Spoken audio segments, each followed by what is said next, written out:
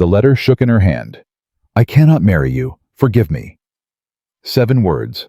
That was all Daniel Whitmore had left her. Evelyn Harper stood alone on the empty platform as the last train shrank into the horizon, her suitcase at her feet, her future gone in a single breath. She did not cry. She would not let the station master see her break. But inside, something had already shattered, and she had nowhere left to go. Please subscribe to my channel and follow this story all the way to the end. Comment the city you're watching from. I want to see just how far this story has traveled. Montana Territory. Summer of 1887. The train was gone before the dust had even settled, and Evelyn Harper was still standing there, staring at the place where it used to be, as if staring hard enough might make it come back. It didn't. Nothing was coming back. Not the train. Not the promise.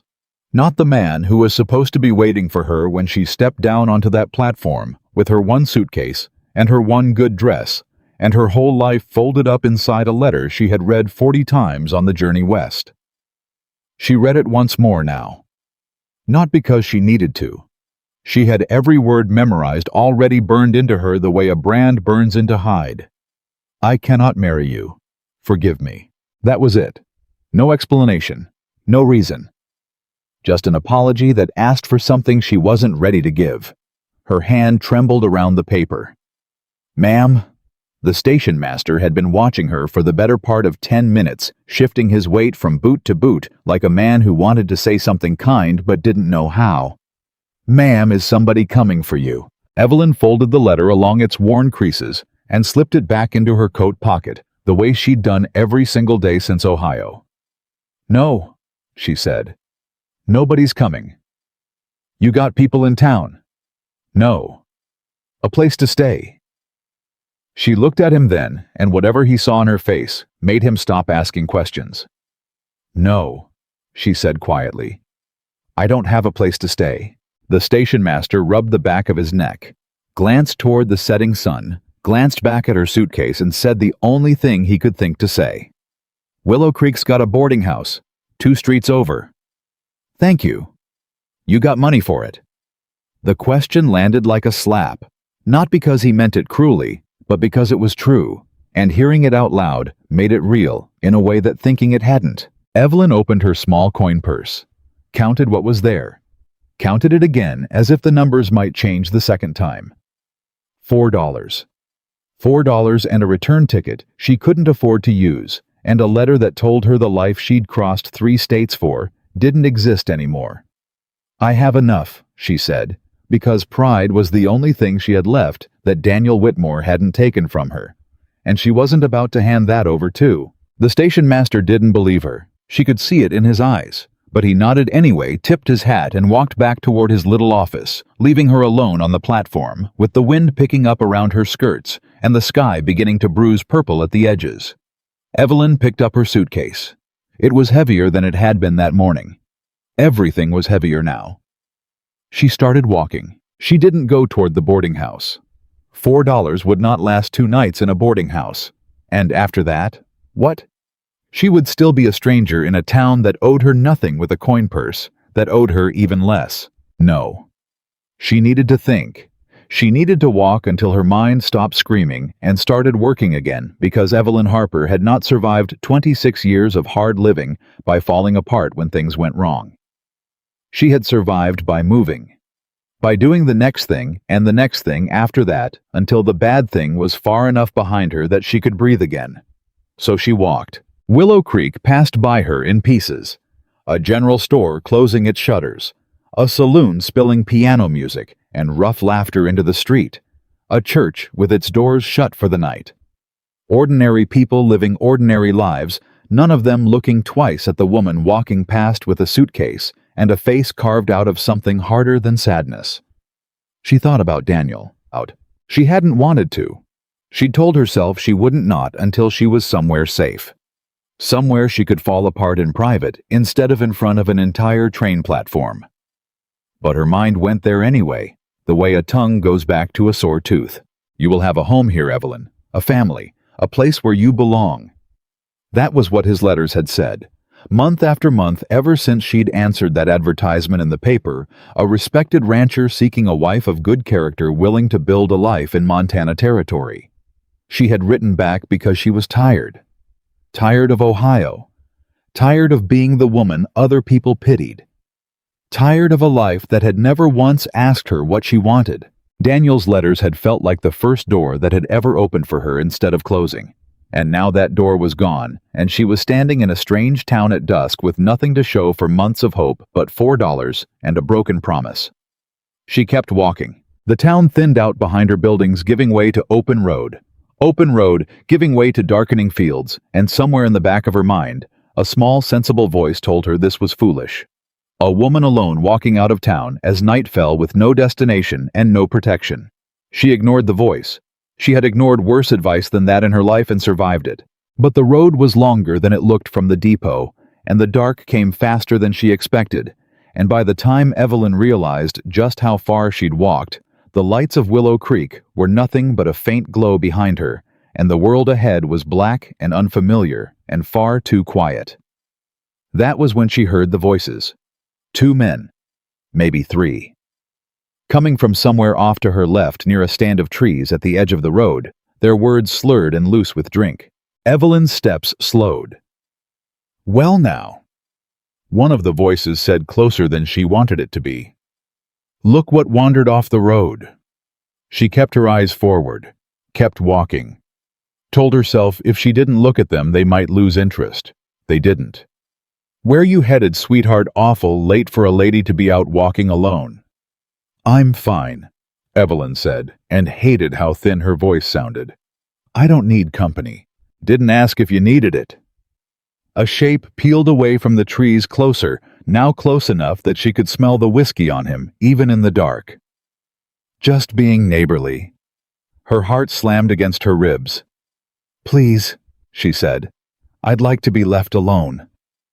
"Now that ain't very friendly." A hand closed around her arm. Evelyn's whole body went rigid, every instinct in her screaming at once, her suitcase falling from her fingers as she tried to pull free and found the grip too strong, too sure, the man laughing low in his throat like her fear was something amusing. "Let me go." "Come on now, don't be like that." "I said let me go." And then a voice cut through the dark, low and flat, and carrying the kind of authority that didn't need to be raised to be obeyed. "You heard the lady." Every head turned. A rider sat on a powerful brown horse just beyond the edge of the road, close enough that Evelyn hadn't even heard him approach his hat, casting his face in shadow.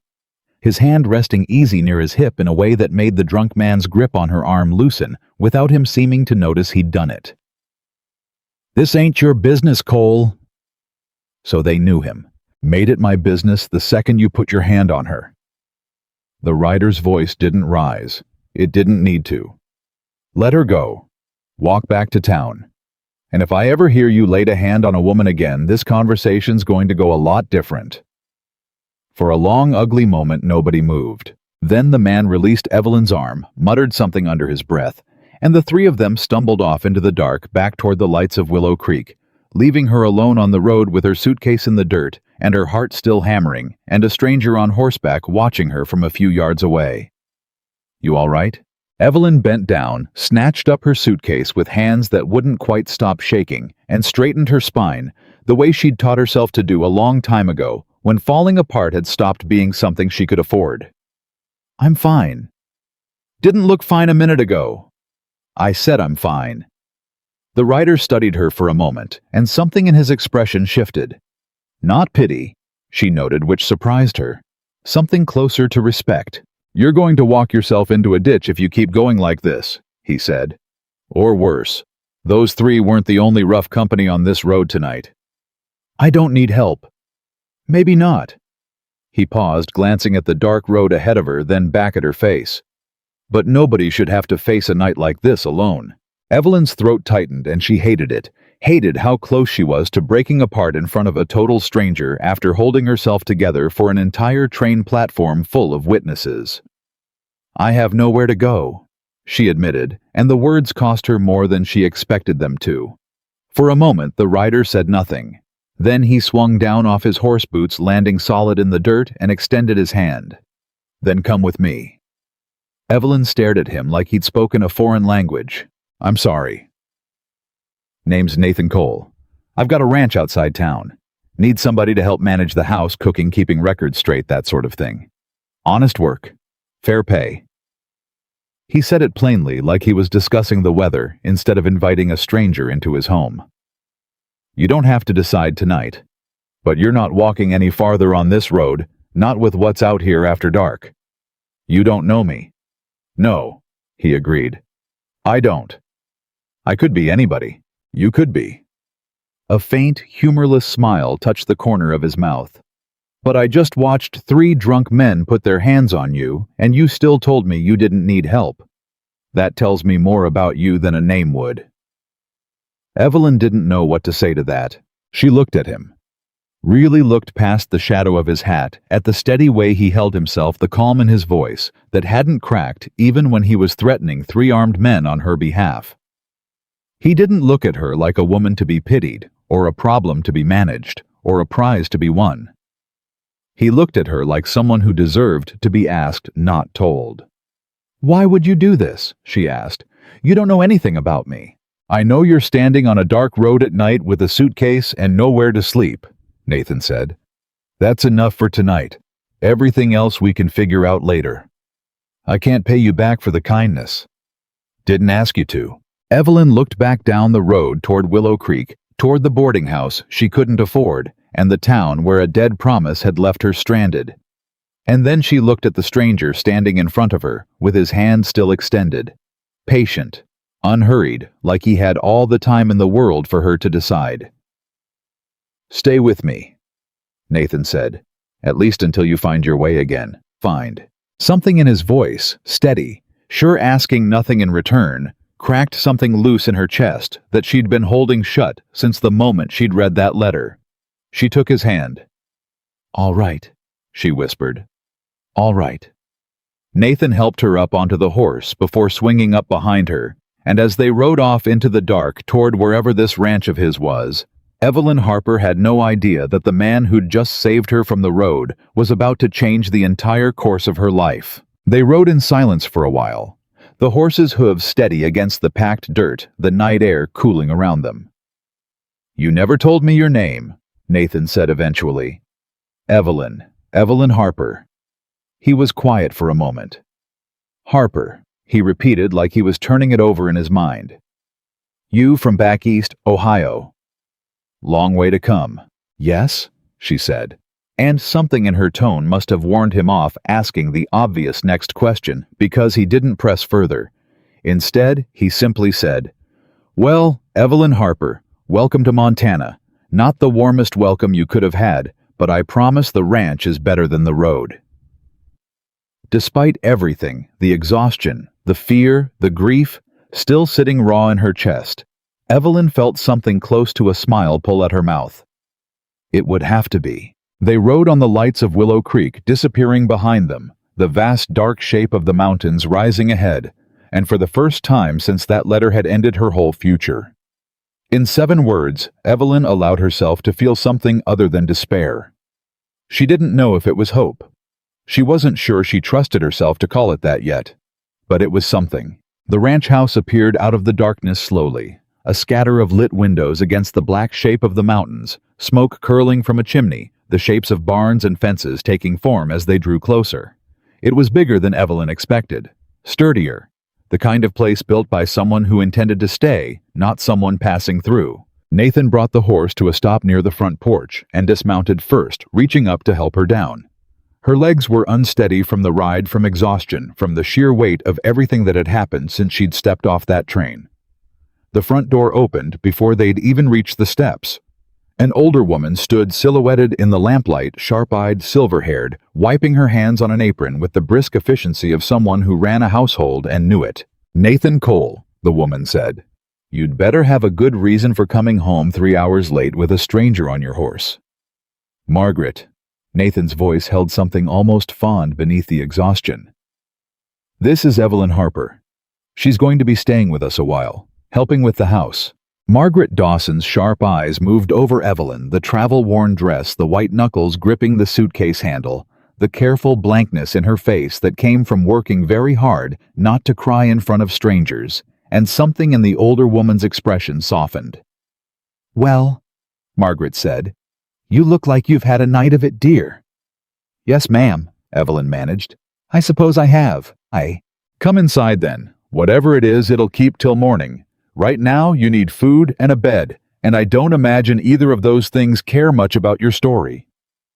It was such a simple kindness, being handed a plate before being asked a single question, that Evelyn felt her composure crack for the first time all night. She pressed her lips together, blinked hard, and followed Margaret inside before the tears could fall where anyone might see them. Nathan watched her go, something unreadable in his expression, before turning to see to his horse. Inside the kitchen was warm and smelled of wood smoke, and something savory simmering on the stove. Margaret set a plate in front of Evelyn without ceremony, bread beans, a bit of salted meat, and poured coffee into a chipped tin cup. "Eat," Margaret said. "You'll think clearer with food in you." Evelyn ate. She hadn't realized how hungry she was until the first bite hit her tongue, and then she couldn't stop the plate emptying faster than dignity really allowed, while Margaret busied herself at the stove and pretended not to notice. "You crossed half the country alone," Margaret said, eventually, not looking up from what she was doing. "That much I can see just from looking at you." "How can you tell?" "Because a woman who hasn't had to survive on her own doesn't eat like that." Margaret glanced over, not unkindly. "And she doesn't hold her spine that straight when she thinks nobody's watching her fall apart." Evelyn set down her fork. "Is it that obvious? Only to somebody who's done the same thing herself once." Margaret wiped her hands on her apron and finally sat down across from her, studying her with an openness that felt less like judgment and more like recognition. "I buried a husband 20 years ago and rebuilt a life out of nothing but stubbornness. I know what it looks like on a person's face." Something about the plainness of it, no pity, no prying.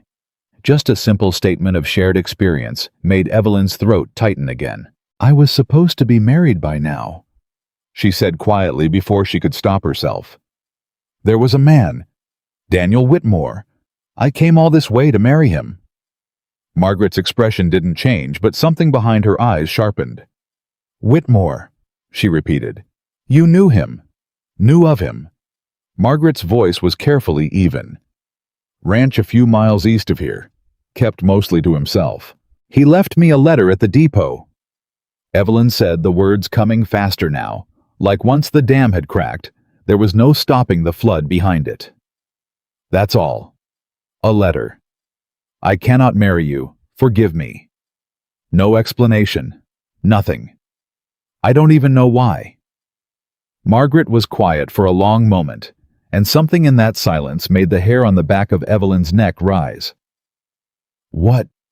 Evelyn asked. "What is it?" "Nothing you need to hear tonight," Margaret said, standing abruptly and gathering the empty plate. "You've had enough for one evening, dear. Sleep first, questions later." But the way she said it, too careful, too controlled, told Evelyn there was something Margaret wasn't saying. Something about Daniel Whitmore that this woman knew and Evelyn didn't. Before Evelyn could press further, the back door opened and Nathan stepped back inside. Dust from the ride still on his coat, his expression unreadable as he glanced between the two women and the sudden tension hanging in the room. "Everything all right in here?" "Fine," Margaret said a beat too quickly. "I was just about to show Evelyn to the spare room." Nathan's eyes lingered on Evelyn a moment longer than necessary, as if he could sense something had shifted in the room while he was gone, but he didn't push. "Get some rest," he said instead. "Ranch starts early. You don't have to do anything tomorrow but breathe, but the offer to work still stands whenever you're ready." "Thank you," Evelyn said, and meant it more deeply than two simple words could carry. "For tonight. For all of it." Nathan gave a small nod. The closest thing to acknowledgement he seemed willing to offer, and disappeared toward the back of the house, leaving Evelyn alone with Margaret, and a question that was already forming sharp and unwelcome in the back of her mind. What did you know about Daniel Whitmore that you're not telling me? Margaret led her up a narrow staircase to a small clean room with a quilted bed and a single window looking out over the dark shape of the mountains. She lit a lamp, set out a folded nightgown that Evelyn suspected had once belonged to someone else, and paused in the doorway before leaving. "Get some sleep," Margaret said. "Tomorrow we'll still be here in the morning, and so will your questions. Some things are better faced with the sun up." "Mrs. Dawson, Margaret." "Margaret?" Evelyn corrected softly. "Please. Whatever you know about Daniel, I need to know it. I came a very long way for a promise that turned out to be nothing. I think I deserve to understand why." Margaret studied her for a long moment. Her expression caught somewhere between sympathy and hesitation, and for a second, Evelyn thought she might actually answer. Instead, the older woman simply said, "Tomorrow," and closed the door softly behind her, leaving Evelyn alone in an unfamiliar room, in an unfamiliar house, surrounded by strangers who already seemed to know more about her own life than she did. Evelyn sat on the edge of the bed for a long time after the footsteps faded down the stairs, staring at the lamp flame flickering against the wall, turning over everything that had happened since she'd stepped off that train that morning. The abandonment, the letter, the men on the road. Nathan's steady hand extended toward her in the dark. Margaret's careful, guarded silence at the mention of Daniel Whitmore's name. She should have felt exhausted enough to sleep the moment her head touched the pillow. Instead, she lay awake long into the night, staring at the ceiling, replaying the way Margaret's face had changed just slightly, just enough at the sound of Daniel's name, and wondering what secret this ranch was keeping from her. She didn't have long to wait. The next morning came early sunlight cutting through the thin curtains before Evelyn had gotten more than a few hours of restless sleep. She dressed in yesterday's traveling clothes, the only clothes she had, and made her way downstairs following the smell of coffee and the sound of voices already at work in the kitchen. Margaret was at the stove. Nathan sat at the table, a cup of coffee in front of him, a stack of papers pushed to one side that he quickly gathered up and set aside when Evelyn appeared in the doorway. "Morning," he said. "Sleep all right?" "Well enough." Evelyn lied. Margaret set a plate in front of her without a word, and for a while the three of them ate in a silence that felt heavier than it should have. Evelyn's earlier question still hanging unanswered in the air between her and Margaret, like something none of them quite wanted to touch in daylight. It was Nathan who finally broke it. "You said something last night," he said, not looking up from his coffee. "About Daniel Whitmore." Evelyn's fork stilled. "You knew him," she said. It wasn't a question anymore. Nathan exchanged a glance with Margaret, some silent conversation passing between them that Evelyn couldn't read before he set his cup down and finally met her eyes directly. "I did," he said. "Knew him a fair few years, actually. Not close, but well enough to know him." "Then you know why he left me at that depot with nothing but a letter." Nathan was quiet for a long moment, choosing his next words with obvious care. And something in his hesitation made Evelyn's stomach twist with a dread she couldn't quite name. "Evelyn," he said slowly, "Daniel Whitmore didn't leave you at that depot." "What are you talking about?" "Of course he did. He wrote—" "He couldn't have written that letter," Nathan said. "Not 2 days before you arrived." "Why not?" Nathan's jaw tightened, and when he spoke again his voice had dropped low. Careful like a man delivering news he wished someone else could carry instead. "Because Daniel Whitmore's been dead 3 weeks. The words hit the room like a gunshot. Evelyn stared at him, certain that she had misheard him, that the sentence would rearrange itself into something that made sense if she just waited a moment longer. "That's not possible," she said. "I have his letters. I have—" Her hand went instinctively to her coat pocket, to the letter still folded there, the one that had ended everything at the depot. "He wrote to me, just last month." "Somebody wrote to you," Nathan said quietly. "It wasn't Daniel." "That can't—" Evelyn's voice cracked, the certainty in her chest crumbling into something cold and frightened. "I don't understand. If he's been dead 3 weeks, then who—" She stopped. The question hung there unanswered, terrible in its implications, and Evelyn felt the floor of her entire understanding tilt sideways beneath her. "Who wrote that letter?" she whispered. "Who told me not to come if he's all ready?" "That," Margaret said grimly, setting down the coffee pot with a hand that wasn't quite steady, "is exactly what we'd all like to know." Evelyn sat frozen at the table, the plate of food in front of her, forgotten. Her mind racing back through every letter she'd received over the past several months, searching for something, anything that might have told her the truth sooner.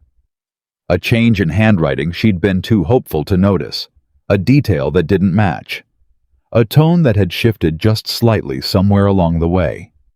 "How did he die?" she asked, finally, her voice barely above a whisper. Nathan's expression darkened. "That's the part nobody in this town has a straight answer for," he said. "Officially, they're calling it an accident.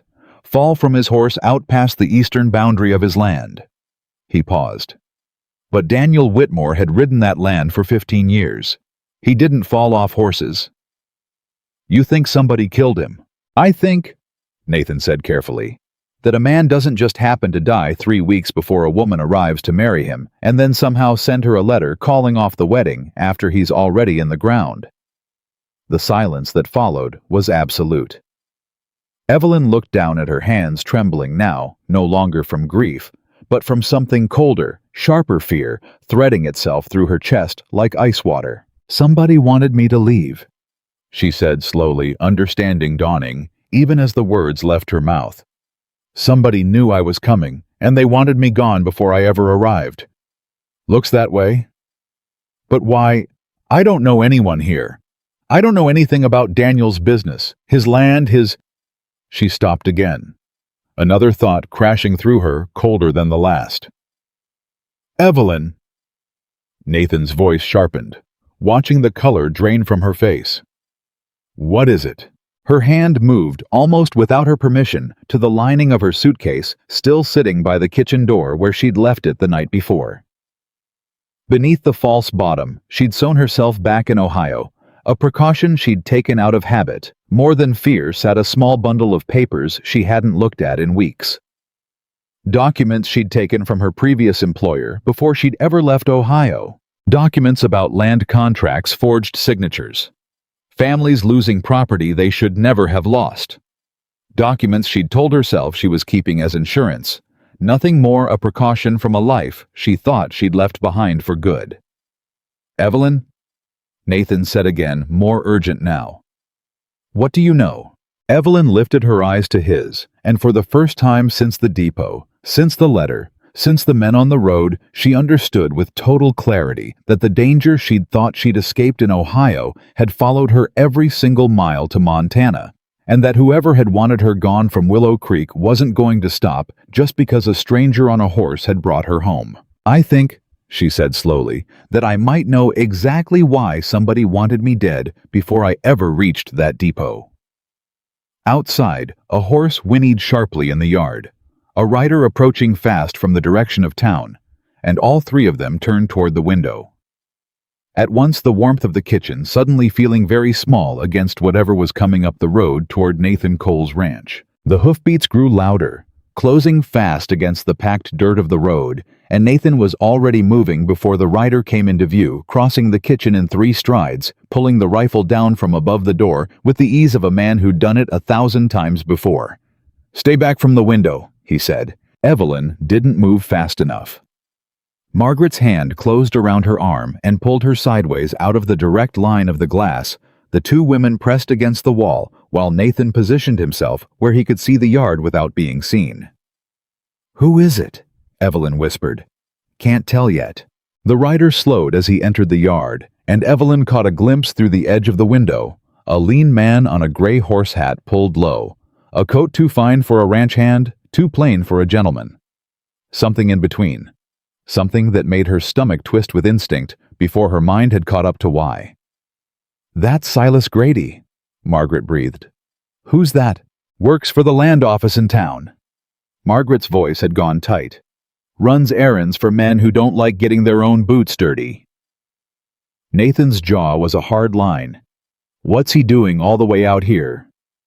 The answer came a moment later, when Silas Grady reined in his horse near the porch and called out easy and pleasant, like a man who had all the time in the world and knew it. "Nathan Cole, didn't expect to find you home this early in the day." Nathan set the rifle against the doorframe, not put away, just close enough to reach, and stepped out onto the porch. Evelyn moved to the window's edge, close enough to hear, hidden enough to stay unseen. "Bit early for a social call, Grady." "Ain't social." Grady's smile didn't move past his mouth. "Word's going around town that you brought a woman home last night. Stranger, they're saying. Came in on the Eastern train." Evelyn's blood went cold. "Word travels fast," Nathan said, his tone carefully flat. "Small town." Grady leaned forward over his saddle horn. "Just curious is all. Man like you don't usually pick up strays on the road." "She's not a stray. She's staying on to help with the house." "That's so." Grady's eyes drifted toward the window, and Evelyn stepped back before she could be certain whether he'd actually seen her or simply guessed she was there. "Funny thing, fella down at the land office got a wire yesterday, asking after a woman matching that same description. Said she might be carrying some papers that don't belong to her." The kitchen went silent behind Nathan. "What kind of papers?" "Didn't say. Just said whoever finds her ought to hold on to her real polite-like and send word." Grady's smile widened thin and unpleasant. "Reward attached if you're the type who cares about that sort of thing." "I'm not." "No," Grady said slowly. "I didn't figure you would be." For a long moment, the two men simply stared at each other, and Evelyn felt the tension in the yard stretched tight enough to snap. "She's not carrying anything that concerns you, or whoever sent that wire," Nathan said finally.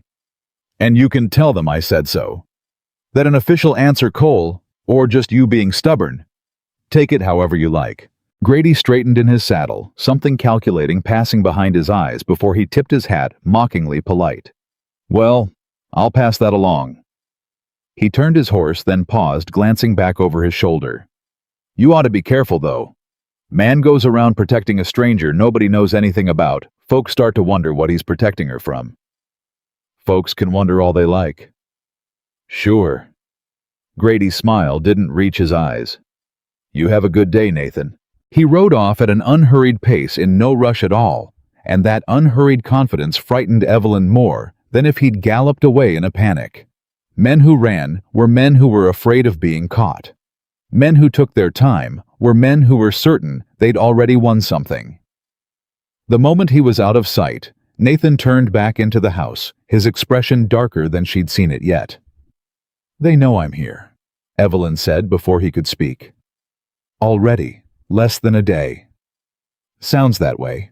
How I only just arrived. I haven't told anyone my name except—" She stopped.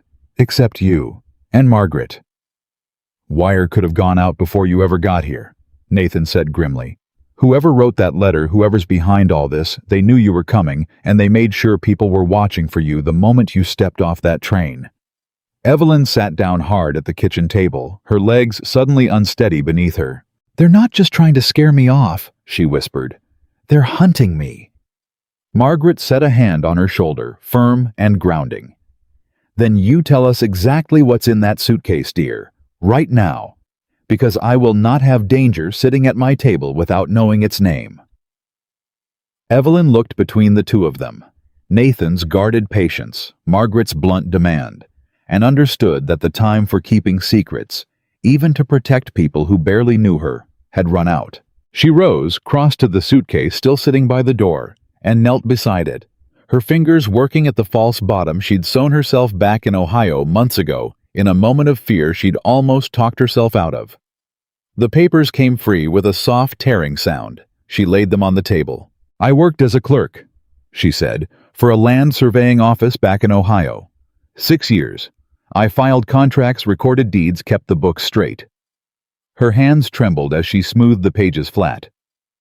"About 8 months ago, I started noticing discrepancies. Signatures that didn't match a man's other signatures. Land sold for a fraction of its worth right before the owner disappeared or died. Widows losing property they should have inherited outright sold off to the same 3 buyers, over and over, always for pennies on the dollar." Nathan leaned over the table, studying the pages with a hard, focused look. You think somebody was forging deeds. I know somebody was forging deeds, Evelyn said.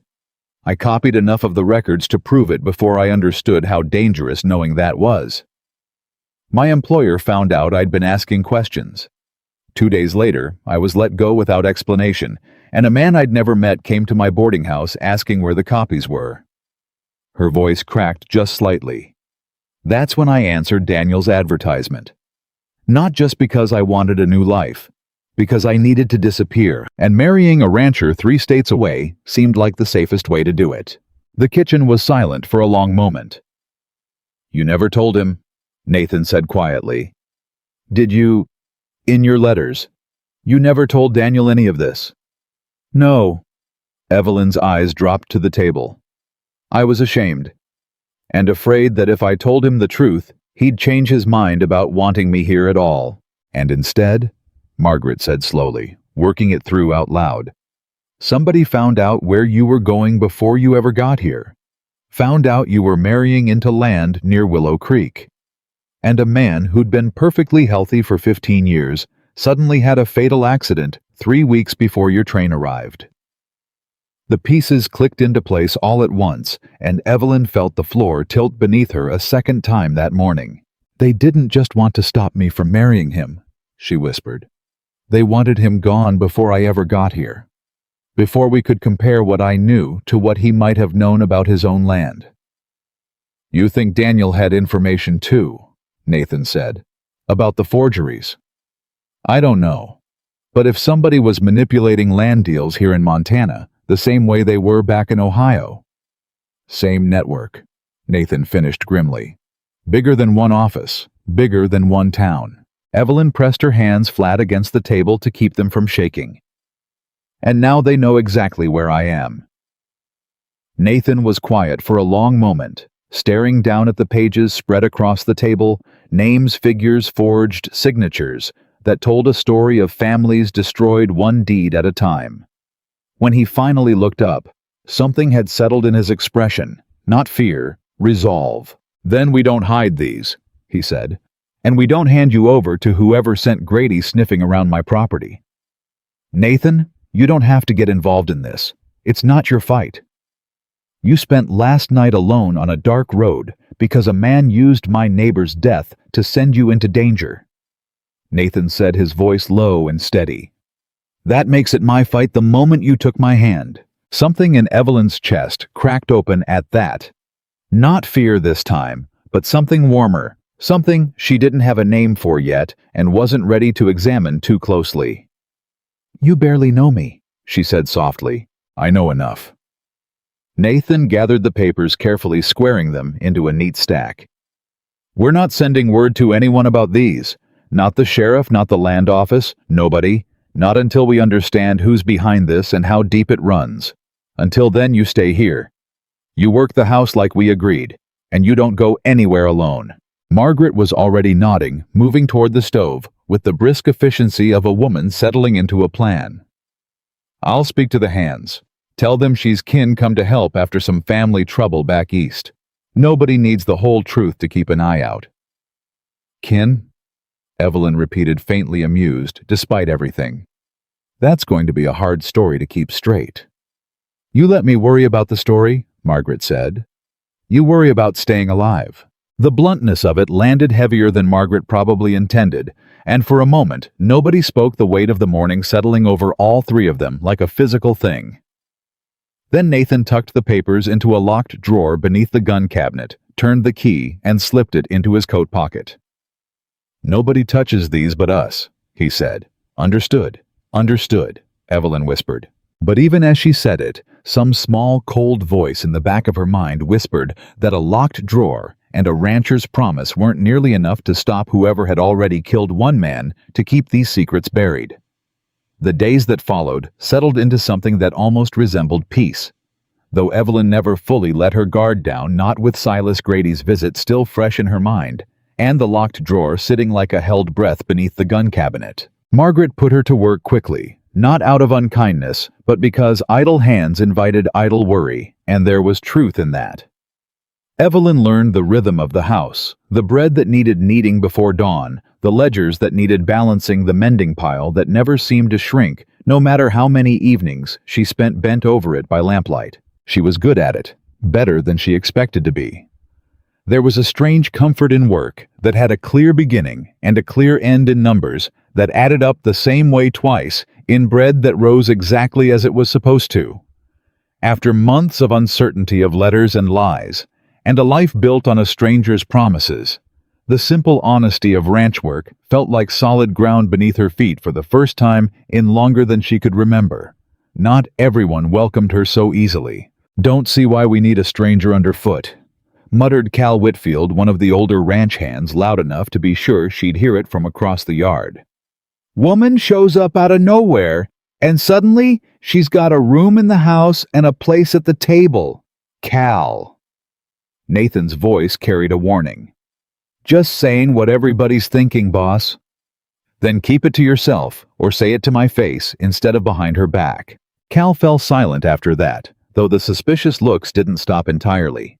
Just quieted, folded into the background, the kind of low, simmering distrust that Evelyn had learned to recognize over the years. She didn't blame him for it, not really. A stranger appearing overnight, wrapped in secrecy, nobody would explain. She'd have been suspicious too, in his position.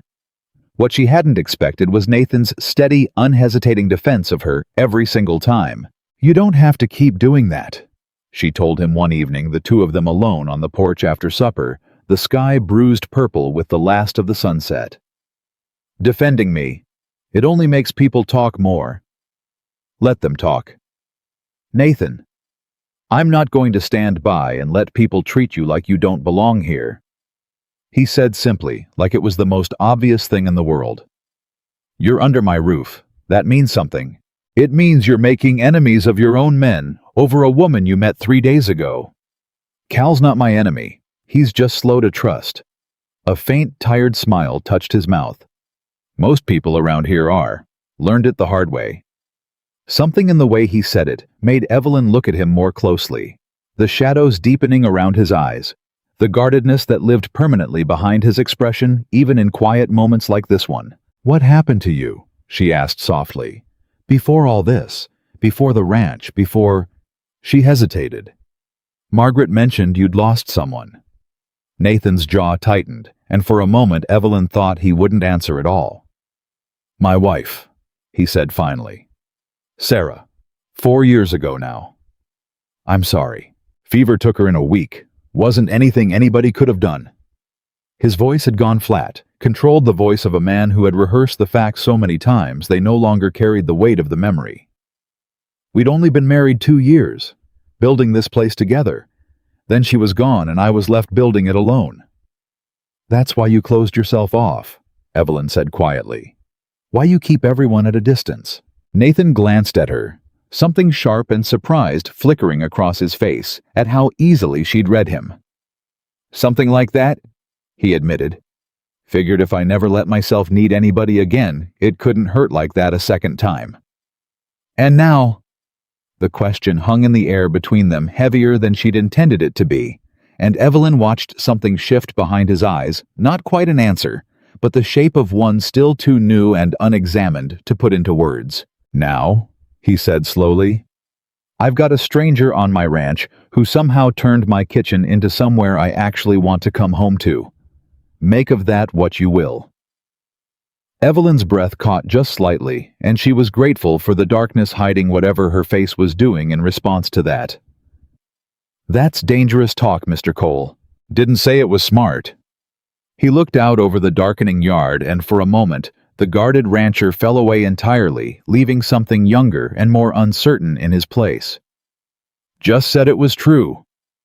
Neither of them spoke for a while after that, the silence comfortable, rather than strained, the kind of quiet that didn't need filling. It was Margaret who broke it, stepping out onto the porch with a shawl around her shoulders, and a look on her face that immediately told Evelyn something was wrong. "Rider coming," Margaret said. "From the North Road. Moving fast." Nathan was on his feet instantly, the softness of a moment ago replaced entirely by the hard alertness Evelyn had first seen in him on the road that first night. "Get inside," he told her. "Nathan." Now Evelyn. She didn't argue. She'd learned enough in 3 days to know when his voice meant business, and she slipped back through the door with Margaret close behind her, both of them watching through the window as a rider came tearing up the drive at a full gallop, far faster than Silas Grady's unhurried arrival 2 days before. This time, it was someone Nathan clearly knew. "Sheriff Danvers," Margaret murmured. "That's not a friendly pace for a lawman to be riding." The sheriff swung down off his horse before it had even fully stopped, boots hitting the dirt hard. His face grim in a way that made Evelyn's stomach drop before he'd said a single word. "Nathan," the sheriff called, striding toward the porch. "Need to talk to you. Now." "What's happened?" The sheriff's eyes flicked toward the window, toward the shape of the 2 women watching from inside, before settling back on Nathan with obvious meaning. "Might want to hear this in private. Whatever you've got to say, you can say in front of them." The sheriff hesitated, then exhaled hard clearly, deciding there wasn't time to argue the point. "Somebody broke into the county land office last night," he said. "Tore through half the filing cabinets before whoever was on night watch heard the noise and ran them off. Whoever it was got away clean, but not before they found what they were looking for." "What were they after?"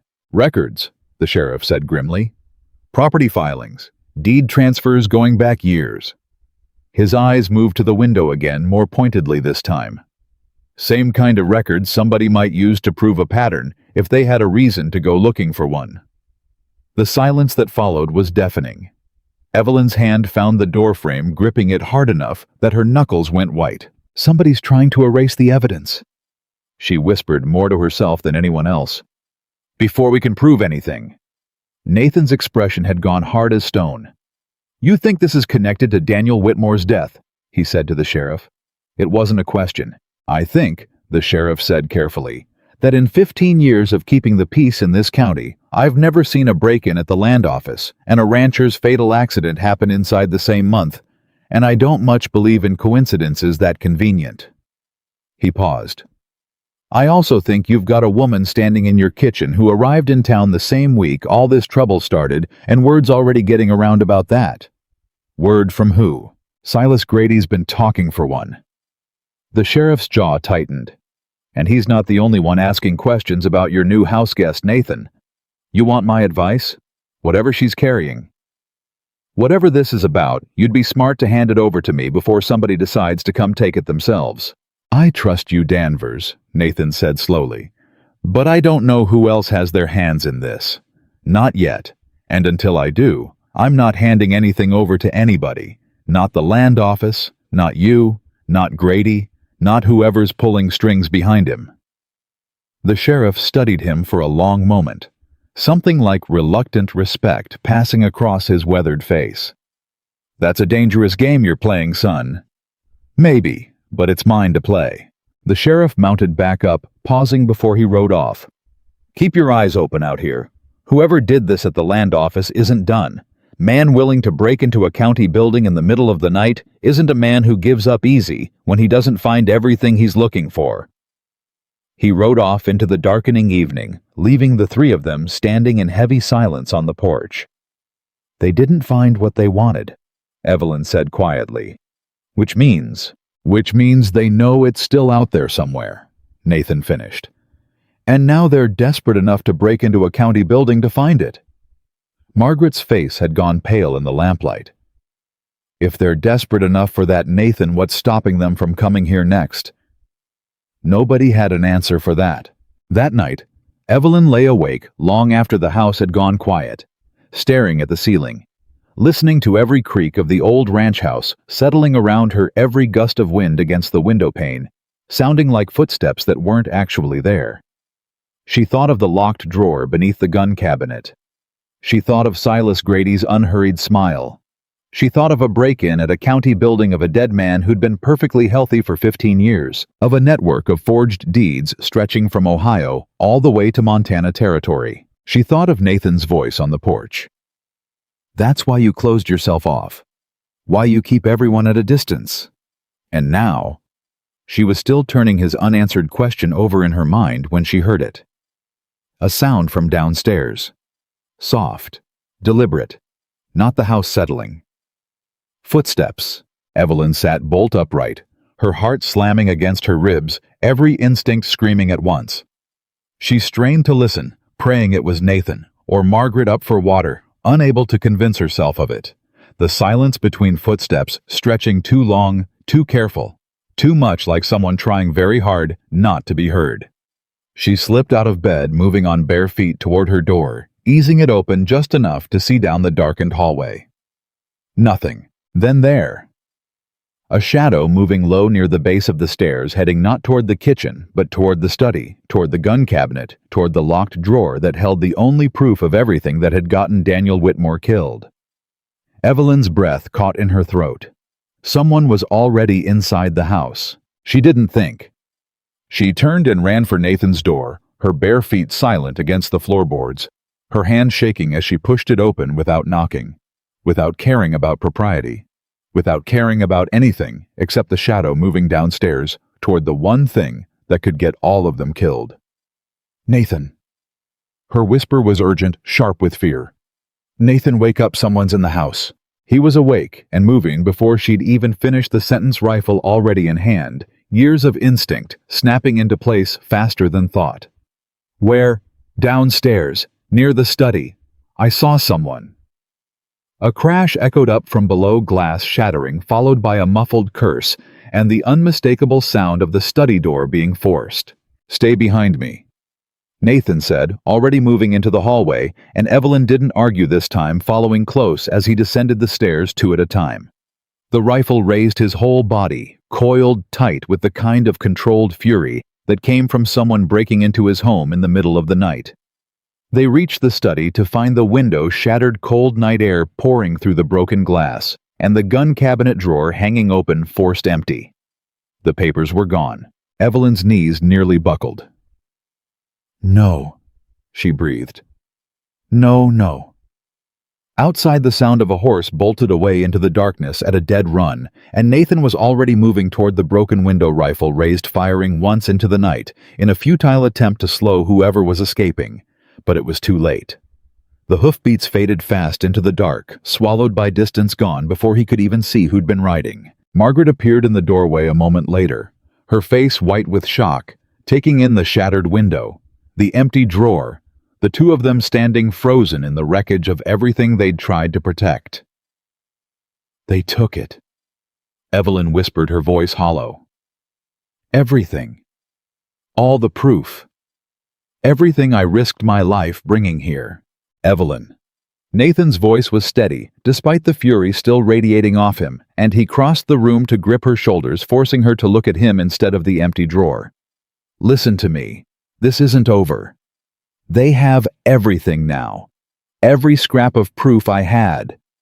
You memorized those records, Nathan said. Months of studying them, didn't you? You told me yourself. Evelyn stared at him, something clearing behind the panic in her eyes. Some of it, she admitted slowly. Not everything, but enough. Enough to know the pattern. Enough to know the names. Then it's not gone, Nathan said. Not completely. And now we know something else too. What? His expression hardened, cold and certain in the wreckage of the broken window. We know they're not just watching you anymore, he said. They're willing to break into my house in the middle of the night to make sure you can never prove what you know. Which means whoever's behind this isn't just protecting old secrets anymore. He looked out through the shattered glass toward the dark road where the rider had disappeared, his jaw set like iron. They're panicking, he said quietly, and panicking men make mistakes. Behind them, Margaret was already moving to fetch a broom for the glass. Her hand steady, despite the fear still written plainly across her face, and Evelyn stood in the ruin of the study with her heart pounding and her mind racing. Understanding with sudden terrible clarity that whatever had started at that empty depot 3 days ago was no longer something she could simply walk away from. Somewhere out there in the dark, someone had just declared exactly how far they were willing to go to keep the truth buried, and Evelyn had no idea yet just how close that someone truly was, or that the man responsible for everything, for the forged deeds and the broken window, and the death that had brought her to this ranch in the first place, was already making his way toward Willow Creek, closer than any of them could have imagined, with a story of his own designed to make Evelyn Harper look like the criminal instead of the woman who'd uncovered the truth. The morning after the break-in came gray and heavy, the kind of sky that seemed to match exactly how Evelyn felt standing in the wreckage of Nathan's study, watching Margaret sweep broken glass into a dustpan like it was any other Tuesday chore. It wasn't any other Tuesday. "You should eat something," Margaret said without looking up. "I'm not hungry." "Didn't ask if you were hungry. Said you should eat." Margaret set the dustpan aside and straightened, studying Evelyn with the same sharp, assessing look she'd given her that first night at the kitchen table. "Falling apart on an empty stomach doesn't help anybody, dear. Least of all you." Evelyn wanted to argue, but she didn't have the strength for it. She sat down at the table Nathan had already occupied, a cup of untouched coffee cooling in front of him, his jaw set in the same hard line it had held since he'd fired that useless shot into the dark the night before. "I keep thinking," he said slowly, "that whoever rode off with those papers already knew exactly where to find them. Straight to the study. Straight to that drawer. No wasted time searching." Evelyn's stomach tightened. "You think someone told them where to look?" "I think it's worth asking who knew those papers were in that drawer." Nathan's eyes lifted to hers, careful, not accusing, just working through the facts like a man building a fence post by post. "You, me, Margaret. That's it. Nobody else." "Cal," Margaret said quietly. Both of them turned to her. "He was in the yard the morning you locked that drawer, Nathan. Might have seen where you put the key." "Cal wouldn't. Cal doesn't trust her," Margaret said, nodding toward Evelyn without unkindness, simply stating fact. "Doesn't mean he'd steal for whoever's behind all this. But it means somebody could have paid attention to things the rest of us didn't think twice about." Nathan's hand tightened around his coffee cup, and Evelyn watched something painful cross his face, not just suspicion, but the particular hurt of a man realizing his own household might not be as safe as he'd believed. "I'll talk to him," he said finally. "Today." He didn't get the chance. The sound of wheels on the drive pulled all three of them toward the window before they'd finished the thought, and what Evelyn saw rolling up toward the ranch house stopped her breath in her throat. A fine black carriage, polished and out of place against the dust of the yard, drawn by two matched horses, far too well groomed for frontier travel. It looked like something lifted straight out of a city street and dropped absurdly in the middle of Montana territory. "Who in the world," Margaret murmured, "travels out here in that?" Nathan was already reaching for his rifle out of habit, though something in his posture suggested he recognized this wasn't the same kind of threat as a man on a stolen horse in the dead of night. This was different. This was a threat that wanted to be seen. The carriage rolled to a stop. A driver hopped down to open the door, and a man stepped out onto Nathan Cole's land like he already owned it. He was tall, silver at the temples, dressed in a charcoal suit that had never once touched a saddle. His boots too clean, his smile too practiced.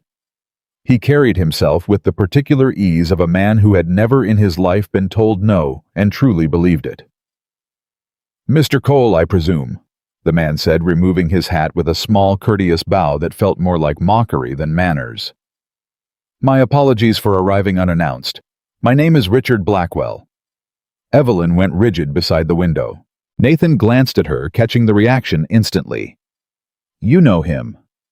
"No," Evelyn whispered. "But I know the name."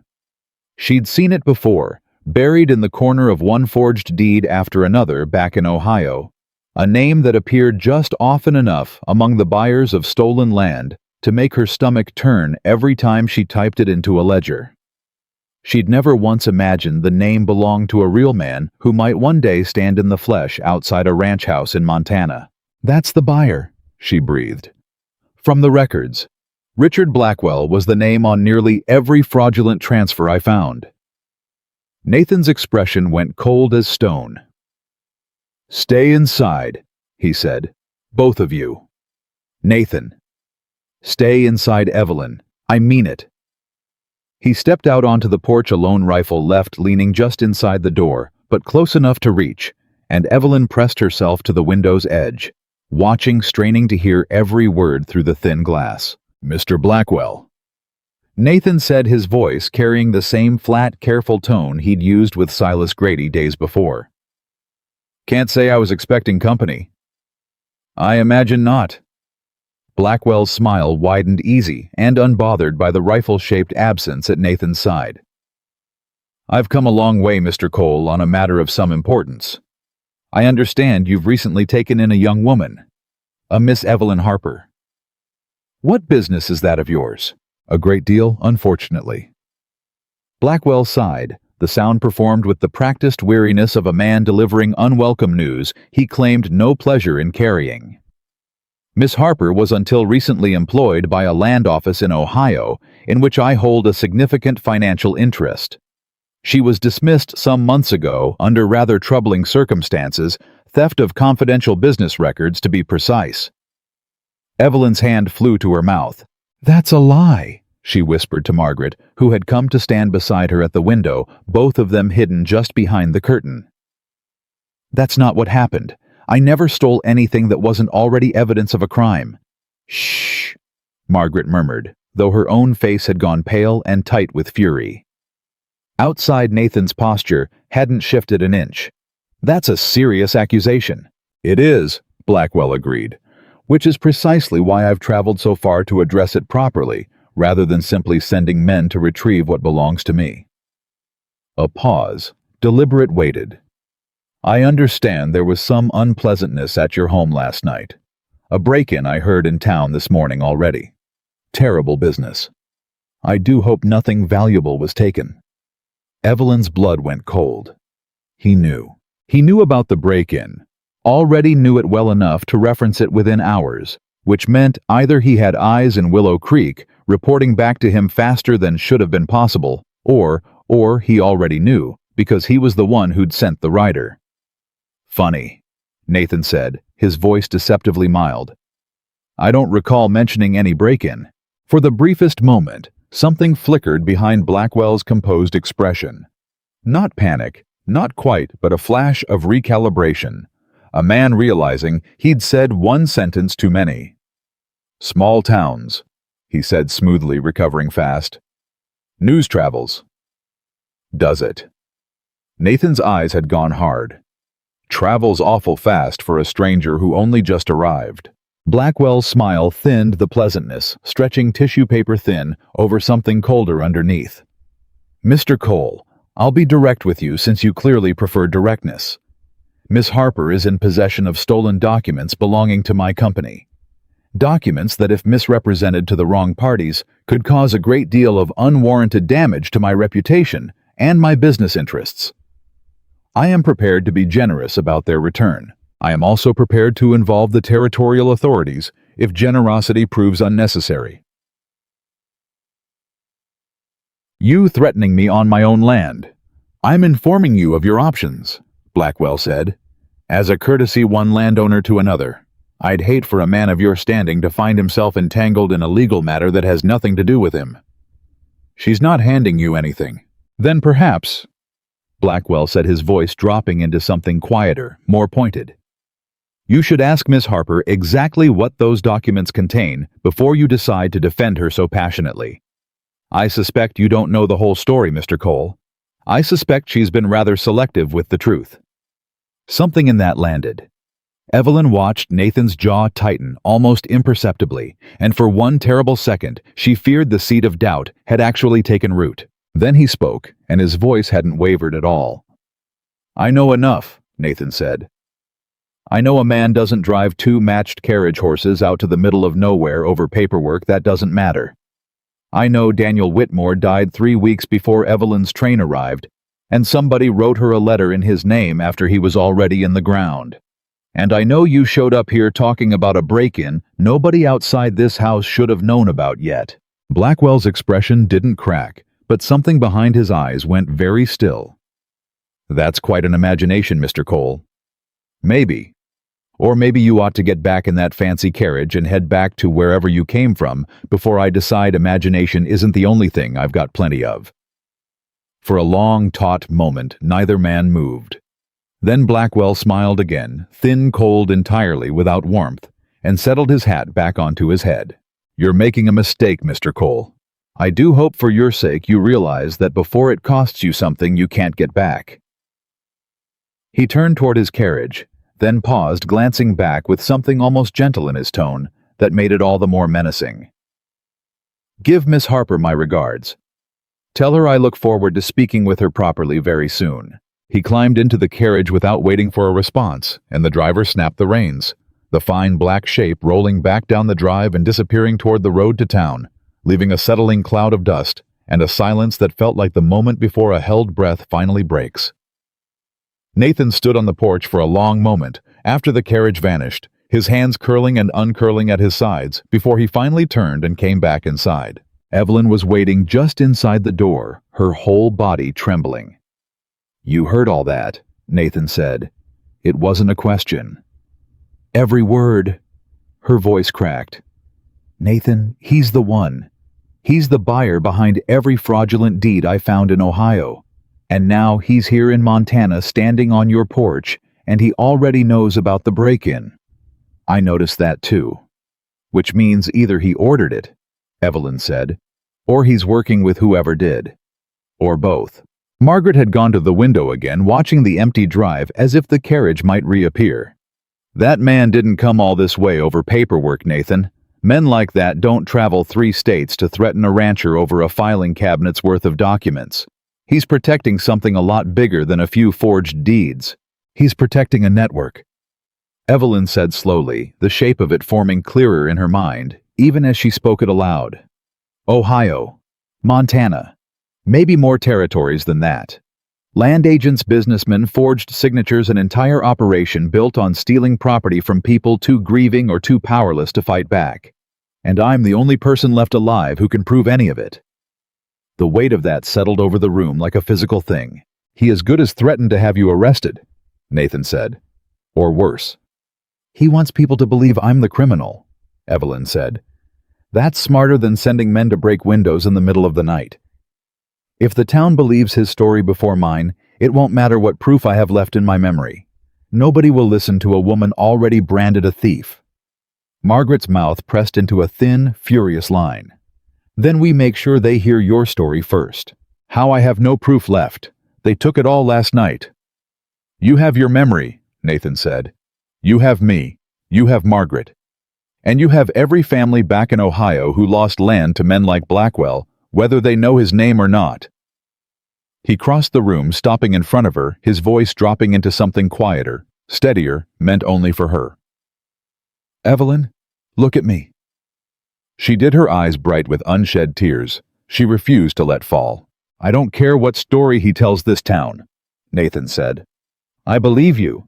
I believed you before he ever climbed out of that carriage, and nothing that man says is going to change that. You don't know that for certain. You only have my word." "I've got more than your word," Nathan said. "I've got 3 days of watching you work yourself half to death for a family that isn't yours, defending strangers who don't trust you, and never once asking for anything in return. That tells me everything I need to know about the kind of person you are." His jaw tightened. "It's Blackwell's story I don't believe. Not for 1 second."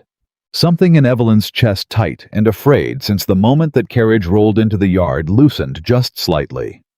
"Thank you," she whispered. "Don't thank me yet," Nathan said grimly. "That man's not finished. Men like him don't threaten once and walk away quiet. He's going to come back at this from another direction, and we need to be ready when he does." He was right. It didn't take long. 2 days later, Evelyn walked into Willow Creek at Margaret's side, a list of supplies in hand, and felt the change the moment they crossed onto the main street. Conversations stopped. Heads turned. Eyes that had been merely curious about the stranger at Nathan Cole's ranch now held something sharper, colder, edged with open suspicion. "Margaret," Evelyn murmured, "why is everyone staring?" Margaret's face had gone tight. "I don't know, but I don't like it." They found out soon enough. Outside the general store, a cluster of women stood in tight conversation. Voices lowered, but not lowered enough, and Evelyn caught fragments as she passed, "Thief back east. Can't trust a woman like that." Whitmore's poor family, each word landing like a small, precise blow. Inside the store, the owner barely looked at her, his usual friendly greeting replaced with a curt nod and eyes that slid away too quickly. "Something's happened," Evelyn said quietly once they were back outside. "Someone's been talking." They found the source at the edge of town near the land office, where a small crowd had gathered around a printed notice nailed to the wall outside the sheriff's door. Evelyn's stomach dropped the moment she saw her own name printed at the top of it. Notice: a woman traveling under the name Evelyn Harper is wanted for questioning regarding theft of confidential business documents in the state of Ohio. Any person with information regarding her whereabouts is asked to contact the county land office. A reward is offered for information leading to the recovery of stolen property. Evelyn stood frozen, reading it a second time, then a third, as if repetition might change the words printed there. "He did it," she whispered. "He actually did it. Evelyn Harper." She turned to find Sheriff Danvers approaching, his expression carefully neutral in a way that told her this wasn't a friendly conversation. "That's a serious notice to have your name attached to," he said. "It's a lie." Evelyn said, her voice shaking despite her best efforts to steady it. "Sheriff, please, you have to believe me. I didn't steal anything that wasn't already stolen from someone else first." "That may well be true," Danvers said, not unkindly. "But a notice like that coming from a man with Richard Blackwell's resources isn't something I can just ignore, especially with half the town already reading it." He glanced past her toward the gathering crowd, several of whom were watching the exchange with open, unfriendly interest. "I'm going to need you to come answer some questions, today." "Sheriff," Margaret started. "I'm not arresting her, Margaret, just questions." Danvers' eyes flicked back to Evelyn, something almost apologetic in them despite the firmness of his tone. "But you'd best understand, ma'am, the longer this goes unanswered, the worse it looks. For you and for anybody standing beside you." Evelyn felt the weight of every eye in the street pressing down on her, the whispers rippling through the small crowd like wind through dry grass, and for one terrible moment she understood with total clarity exactly what Richard Blackwell had done. He hadn't needed to prove anything. He'd only needed to make her guilty in the eyes of people who would rather believe an easy lie than a complicated truth. "I'll come," she said quietly. "I have nothing to hide." The walk to the sheriff's office felt like the longest of her life, every step accompanied by murmurs and stares, and by the time she sat down across from Danvers's desk, her hands were shaking so badly she had to press them flat against her knees to hide it. "Tell me your side," Danvers said. "All of it, from the beginning." So she did. She told him about Ohio, about the discrepancies in the land records, about the forged signatures, and the widows losing property for pennies on the dollar. She told him about being dismissed without explanation, about the man who'd come asking after copies she'd made, about answering Daniel Whitmore's advertisement, out of equal parts hope and desperation to disappear. She told him about the letter at the depot, about learning. Daniel had already been dead 3 weeks when it was supposedly written about the break-in at Nathan's ranch, and the carriage that had rolled up 2 days later, carrying a man whose name appeared on nearly every fraudulent deed she'd ever copied. Danvers listened without interrupting his expression, unreadable, occasionally jotting something down in a battered notebook. When she finished, the silence stretched long and uncomfortable. "That's quite a story," he said finally. "It's the truth. Maybe it is." Danvers set down his pen. "Problem is, Miss Harper, right now, it's your word against a wealthy businessman with a printed notice, and half this town already inclined to believe the simpler version of events. You understand how that looks?" "I understand it looks exactly the way Richard Blackwell wants it to look." Evelyn said, her voice sharper than she intended. "That's the entire point, Sheriff. He can't produce proof I stole anything because I didn't. But he doesn't need proof. He just needs enough doubt that nobody looks too closely at what he's actually done." Danvers studied her for a long moment, something shifting behind his weathered features. "You said you had documents, proof of the forgeries." "I did. They were stolen from Nathan's study 2 nights ago. Convenient. It's not convenient. Evelyn snapped, then caught herself softening. Forgive me. I know how it sounds. But I promise you, Sheriff, someone broke into that ranch house specifically to take those papers before I could bring them to anyone official. That's not the action of an innocent man defending his reputation. That's the action of a guilty one erasing his tracks. Danvers was quiet for a long moment, tapping his pen against the desk. I want to believe you, he said finally. For what it's worth.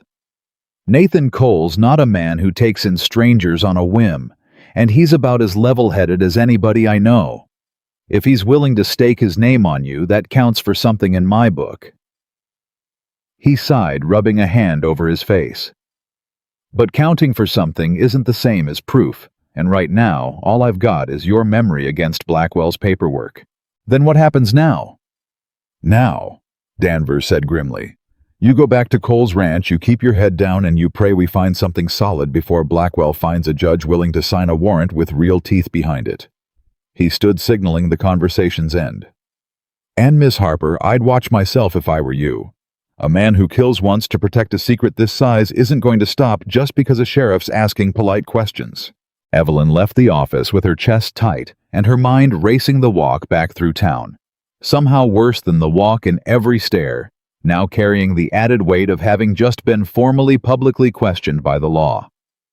Nathan was waiting outside the general store, having heard the news faster than she could have imagined possible. His expression thunderous. Are you all right? I'm fine. He didn't arrest me, just questions. For now, Nathan said, grimly glancing around at the townsfolk, still watching from a careful distance. Come on, let's get you home. They rode back to the ranch mostly in silence. Evelyn's mind replaying every word of the interrogation, every whispered accusation in the street, until Nathan finally broke the quiet somewhere along the road. This isn't going to stop, he said. You know that. Blackwell's not going to be satisfied with a posted notice and a sheriff's questioning. He's going to keep pushing until this town turns against you completely, or until he finds some way to make sure you can't talk at all. I know, so we stop playing defense. Nathan's jaw was set hard, resolute. We find proof. Real proof, something even Blackwell can't talk his way around. And we find it before he finds a way to finish what he started with that break-in. Where would we even begin? Everything I had is gone. Maybe not everything. Nathan's eyes had taken on a sharp, determined focus she hadn't seen from him before. Daniel Whitmore's ranch sits empty right now, doesn't it? Nobody's claimed it since he died. Evelyn's breath caught. You think he might have had proof of his own, something about his own land dealings that Blackwell wanted buried. I think a man doesn't die in a convenient accident 3 weeks before his bride arrives without a reason bigger than we've found yet, Nathan said. And I think if Blackwell was desperate enough to break into my house for your papers, he might not have thought to search a dead man's property for papers of his own. Something like hope, fragile and cautious, kindled in Evelyn's chest for the first time since that notice had gone up outside the sheriff's door. When do we go? Tonight, Nathan said. Before Blackwell thinks of it first. They didn't tell Margaret the full plan until supper, and even then she didn't like it. Riding onto a dead man's property in the middle of the night, Margaret said flatly, setting down a pot with more force than necessary. That's trespassing, Nathan. And if anyone catches you? Nobody's going to catch us. The property's been empty 3 weeks. That you know of. Margaret's eyes were hard with worry. You've got a man in a fine carriage already accusing Evelyn of theft. You really want to hand him something else to use against her. I want to find something that finally proves what he's done, Nathan said. Sitting here waiting for him to make the next move hasn't worked so far. I'd rather make one of our own. Margaret looked between the two of them, clearly unhappy, but she didn't argue further, and by the time the moon rose high over the mountains, Evelyn found herself on horseback beside Nathan riding through the dark toward a dead man's empty home. Her heart pounding with a mixture of fear and something that felt dangerously close to purpose. The Whitmore ranch sat quiet and dark when they arrived, the house showing every sign of weeks of neglect. Untended fences, a garden gone to weeds, the particular hollow stillness of a place nobody had lived in for far too long. "Feels wrong," Evelyn murmured, dismounting. "Being here."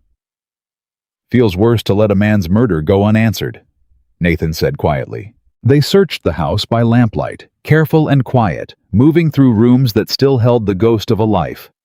Interrupted a coat still hanging by the door, dishes still stacked from a meal.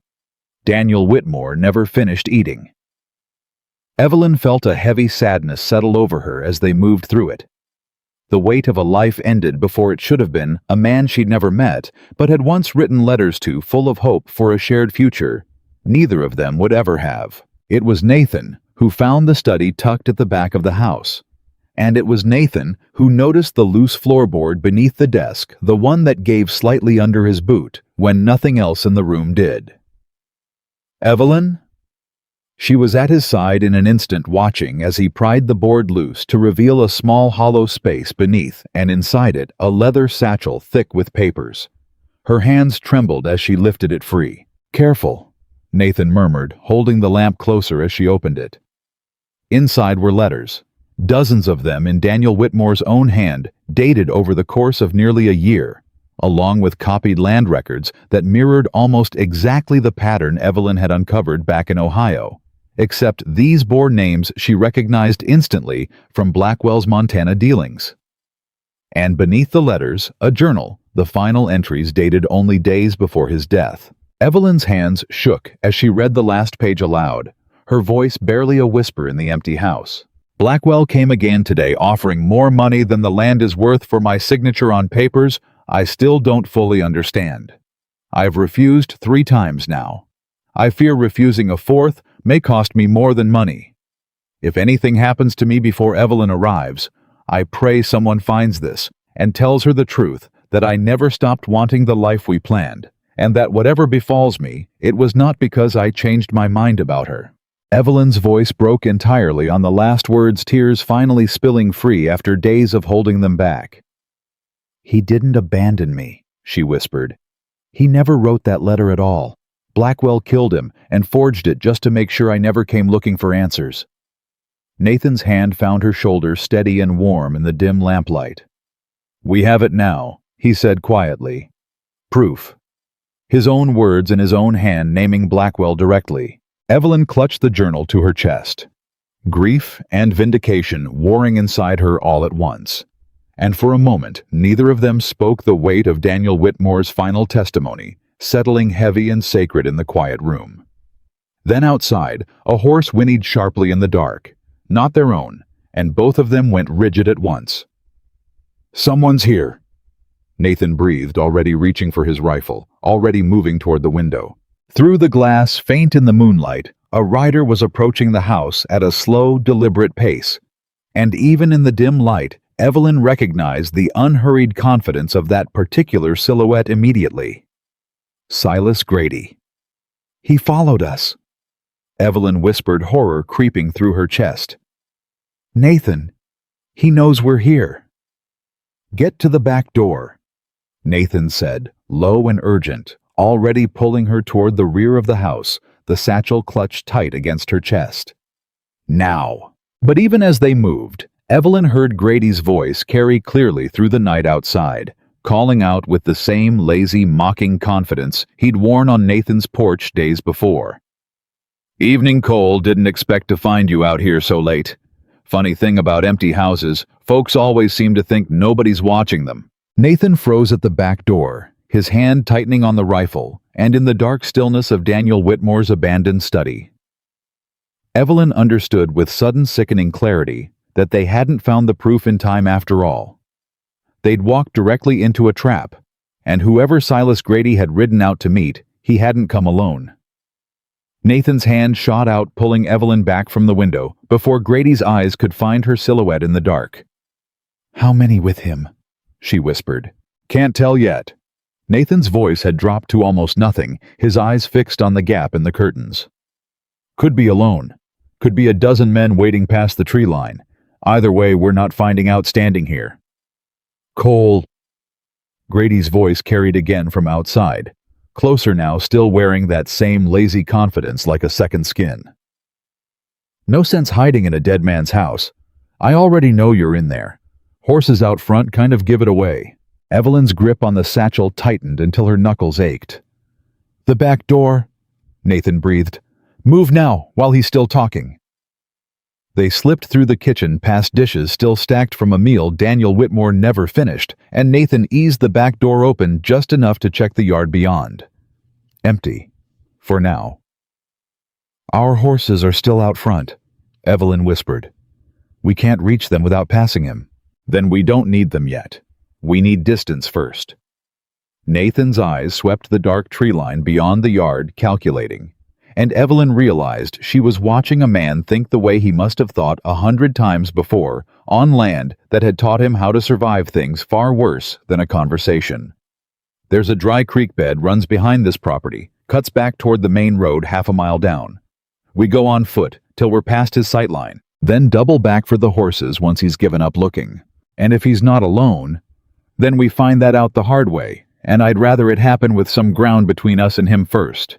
They moved into the dark, the satchel of Daniel Whitmore's letters clutched against Evelyn's chest, like something sacred, every snapped twig underfoot, sounding thunderous in the taut silence of the night. Behind them, faint and receding, Grady's voice kept calling out into the empty house, still performing patience. He probably didn't feel, still hoping to draw them into showing themselves. They didn't. By the time they'd circled wide through the scrub brush and doubled back toward the front of the property, the yard stood empty. No horse, no rider, just moonlight and silence, and the unsettling sense that Grady hadn't given up so much as gone to fetch something or someone. "He's telling Blackwell right now," Evelyn said, breathless, swinging up onto her horse with shaking hands. "That we were there, that we found something." "Then we ride," Nathan said, already turning his horse toward the road. "Fast." They didn't slow until the lights of the ranch house came into view, Margaret's silhouette already visible in the doorway, having clearly been watching the road for hours, her face tight with relief the moment she recognized them. "Thank God," she breathed, hurrying down the porch steps. "I nearly sent word to the sheriff when you weren't back by." Her eyes caught the satchel in Evelyn's arms, and whatever she'd been about to say died on her lips. "You found something. We found everything," Evelyn said, her voice cracking with exhaustion and something closer to grief now that the adrenaline of the escape was beginning to fade. Daniel's own words, Margaret. He knew. He knew Blackwell was going to hurt him, and he still refused to sign, and he still... She couldn't finish it. Margaret pulled her into the house without another word, settling her at the kitchen table, with the gentle firmness of a woman who had comforted grief before, and knew there was no rushing it. Nathan stood in the doorway a moment longer, staring back out at the dark road they'd just come from. "Grady saw us," he said quietly. "Which means Blackwell's about to know exactly what we found." "Then we can't wait," Evelyn said, wiping her eyes and straightening despite the tremor still in her hands. "We take this to Sheriff Danvers first thing in the morning, before Blackwell has time to twist it into something else. Before he has time to send someone to make sure this journal disappears the same way my papers did." "Tonight," Nathan said. "Not morning. Danvers needs to see this before Blackwell has a full night's head start to prepare a story." Margaret was already reaching for a lantern. "I'll come with you both. 3 witnesses carrying this into town is harder to dismiss than 2. The ride into Willow Creek in the dead of night felt different than any journey Evelyn had made since stepping off that train 5 days earlier, not fleeing this time, not running from danger, but riding directly toward the one thing that might finally end it. Sheriff Danvers answered his door in shirt sleeves, rifle already in hand, out of old habit, before he recognized the 3 faces on his porch and lowered it. "This had better be good," he said, showing up at my door at this hour. "It is," Nathan said. "Or it's the worst thing you've heard all year.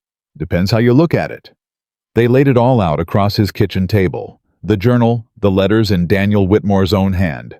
The forged land records that mirrored precisely the pattern from Ohio. And Evelyn watched the sheriff's face change page by page. The careful neutrality of a lawman giving way slowly to something harder, angrier, as he read Daniel's final entry aloud under his breath. If anything happens to me before Evelyn arrives, I pray someone finds this and tells her the truth." Danvers read, his jaw tightening. Well, that's about as close to a dying man naming his own killer as I've seen in 15 years of this job. "It's not proof of murder," Evelyn admitted. "Not on its own. But it proves the pattern. It proves Blackwell was pressuring him, threatening him the same way he's threatening me now. And combined with what I remember from the Ohio records, it's enough to bring him in for questioning," Danvers finished. "More than enough."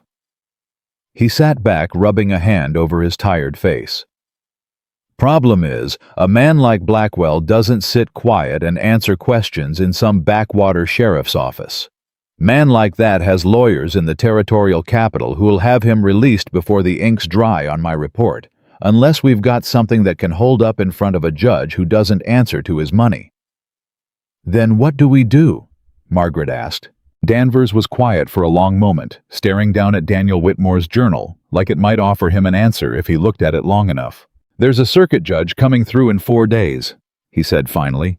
"Judge Harmon. Man's got a reputation for not caring whose pocket somebody's sitting in. If we can gather enough this journal, Evelyn's testimony, anything else we can find before he arrives, we bring the whole thing to him at once. Public hearing. Everything laid out where the whole town can see it, not just a quiet arrest Blackwell can bury, with enough money spread in the right direction." 4 days, Evelyn repeated. "Blackwell knows we found this journal tonight. You think he's going to sit quiet for 4 days while we build a case against him?" "No," Danvers admitted grimly. "I don't. Which means between now and then, all 3 of you need to be a lot more careful than you have been." They rode back to the ranch as the first gray light of dawn crept over the mountains, exhaustion settling into Evelyn's bones so completely she could barely keep herself upright in the saddle. But underneath the exhaustion sat something else now, something she hadn't felt since before that letter had shattered her at the depot. Something close to hope. It didn't last long. The trouble started the very next morning when Cal Whitfield came storming into the kitchen, before Evelyn had even finished her coffee, his face red with anger, a folded newspaper clutched in his fist. "You want to explain this," he demanded, throwing the paper down on the table in front of her. Evelyn's stomach dropped as she read the headline.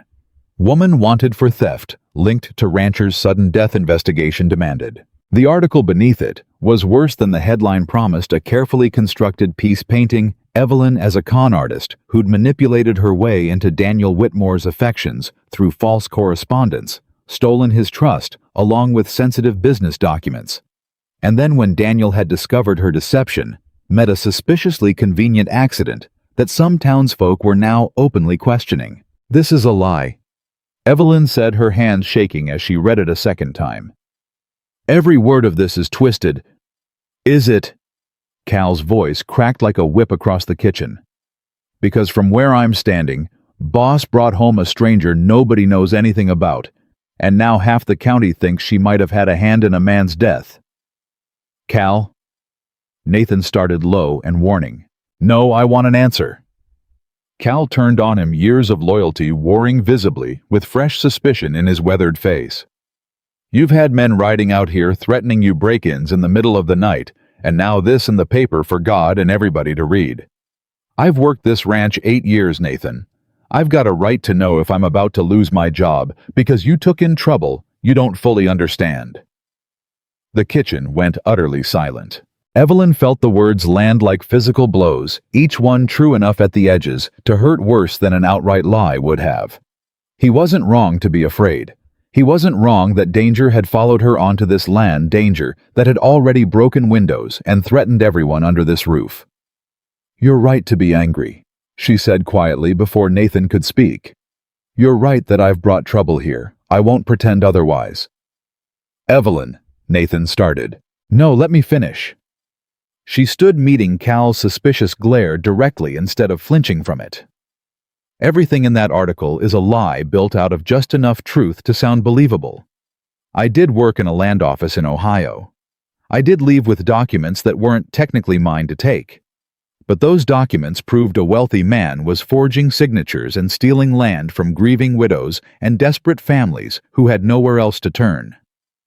I took them, because nobody else would stop him, and because staying quiet meant being complicit in what he was doing to innocent people. Cal's jaw was tight, unconvinced but listening. Daniel Whitmore didn't die in an accident. Evelyn continued, her voice steadying with each word. He died because he refused to sign over land to that same man, and 3 weeks later, somebody forged a letter in his name to make sure I never came looking for answers. I have his own journal in his own handwriting describing the threats against him before he died. We're taking it to Judge Harmon in 4 days. She swallowed hard. I understand if you don't trust me yet. I understand if you think Nathan made a mistake bringing me here. But I promise you, Cal, everything I've done since that letter destroyed my life at the depot has been to stop a dangerous man from hurting anyone else the way he hurt Daniel and the way he tried to hurt me. Mo. For a long moment, Cal said nothing, his anger visibly wrestling with something else entirely. That true? He asked, finally looking to Nathan instead of Evelyn, as if her word alone still wasn't quite enough. All of it. Every word, Nathan said firmly. I've seen the journal myself. I was standing right there when we found it. Cal's shoulders dropped, some of the fight draining out of him, replaced with something that looked almost like shame. Should have asked before I came in here shouting, he muttered. You had every right to ask, Evelyn said gently. I'd have done the same in your place.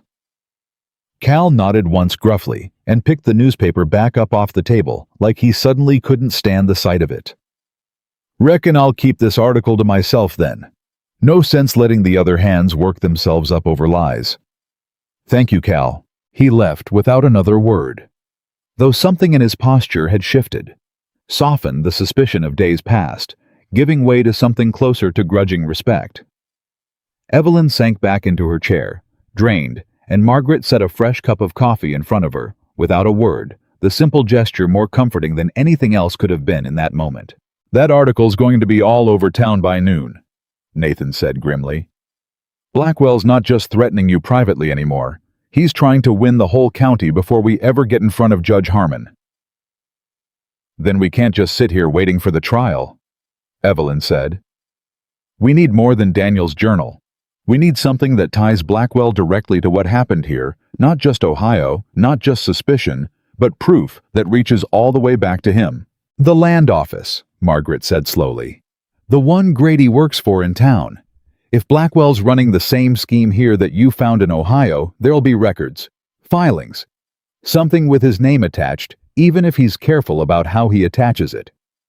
Danvers already searched the land office after the break-in, Nathan said. Found nothing useful. Danvers searched for evidence of a robbery.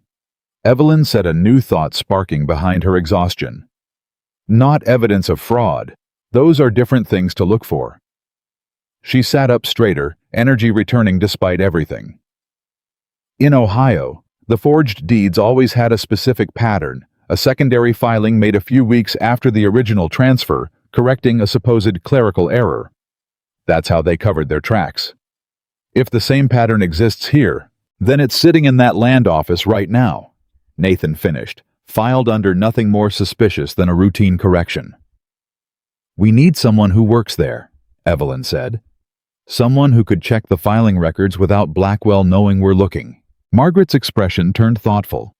Widow Hastings works part days at the land office keeping the ledgers straight. Good woman. Lost her own husband's cattle ranch 2 years back to a land dispute nobody could quite explain at the time. Her eyes sharpened with sudden understanding. Lord, you don't think... I think we should ask her, Evelyn said quietly, and find out exactly how her husband lost that ranch. They found Ruth Hastings that same afternoon, a thin, sharp-eyed widow in her 50s, who listened to Evelyn's careful, honest account of everything that had happened, with an expression that grew darker and darker as the story unfolded. Blackwell, Ruth said, once Evelyn had finished, her voice tight with an old buried anger. I knew that name sounded familiar the moment you said it. He wasn't the buyer of record on my husband's land. Some local man was somebody I'd never heard of before or since. But Blackwell was the one who came calling 3 times in the month before we lost it, offering to help with what he called an unfortunate paperwork error. Her jaw tightened. My husband refused twice, The third time, he signed something he swore he'd never agreed to the terms of. Died of a heart attack 2 months later, and I never had the strength to fight the sale in court alone. I'm so sorry, Evelyn said softly. Don't be sorry. Ruth's eyes had gone hard resolute. Be right. Tell me what you need from those filing records and I'll find it for you myself. That evening, Ruth Hastings arrived at the ranch under cover of darkness, a small bundle of copied papers tucked beneath her shawl. Her hands trembling slightly as she laid them out across Nathan's kitchen table. Found it inside an hour, she said. Wasn't even hidden well. Just filed quiet the way you said it would be. Corrections made 3 weeks after original transfers, 6 different properties over the past 2 years, every single one signed over for a fraction of assessed value. She tapped one page firmly, and every single secondary filing carries the same notary's signature. Evelyn leaned in, scanning the name, and felt her breath catch. Silas Grady, she read aloud. He's not just running errands for the land office. He's the one notarizing the forgeries. Which means, Nathan said slowly, the pieces locking into place with grim clarity, if we can get Grady to talk. He'll never talk against Blackwell, Margaret said. Man's loyal to whoever's paying him. Loyal men change their minds, Nathan said, when they realize they're the one who's going to hang for another man's scheme while the man who profited walks free with a good lawyer and a clean name. Evelyn looked at the papers spread across the table. Ruth's evidence. Daniel's journal. The memory of Ohio's record still sharp and detailed in her mind, and felt something solidify inside her that hadn't been there since the moment she'd read that cruel letter at the depot. Not fear anymore. Not even hope exactly. Resolve. We have 3 days until Judge Harmon arrives, she said. That's enough time to find Grady, and enough time to make him understand exactly how much trouble he's already standing in. Finding him proved easier than expected, and far more dangerous than any of them anticipated.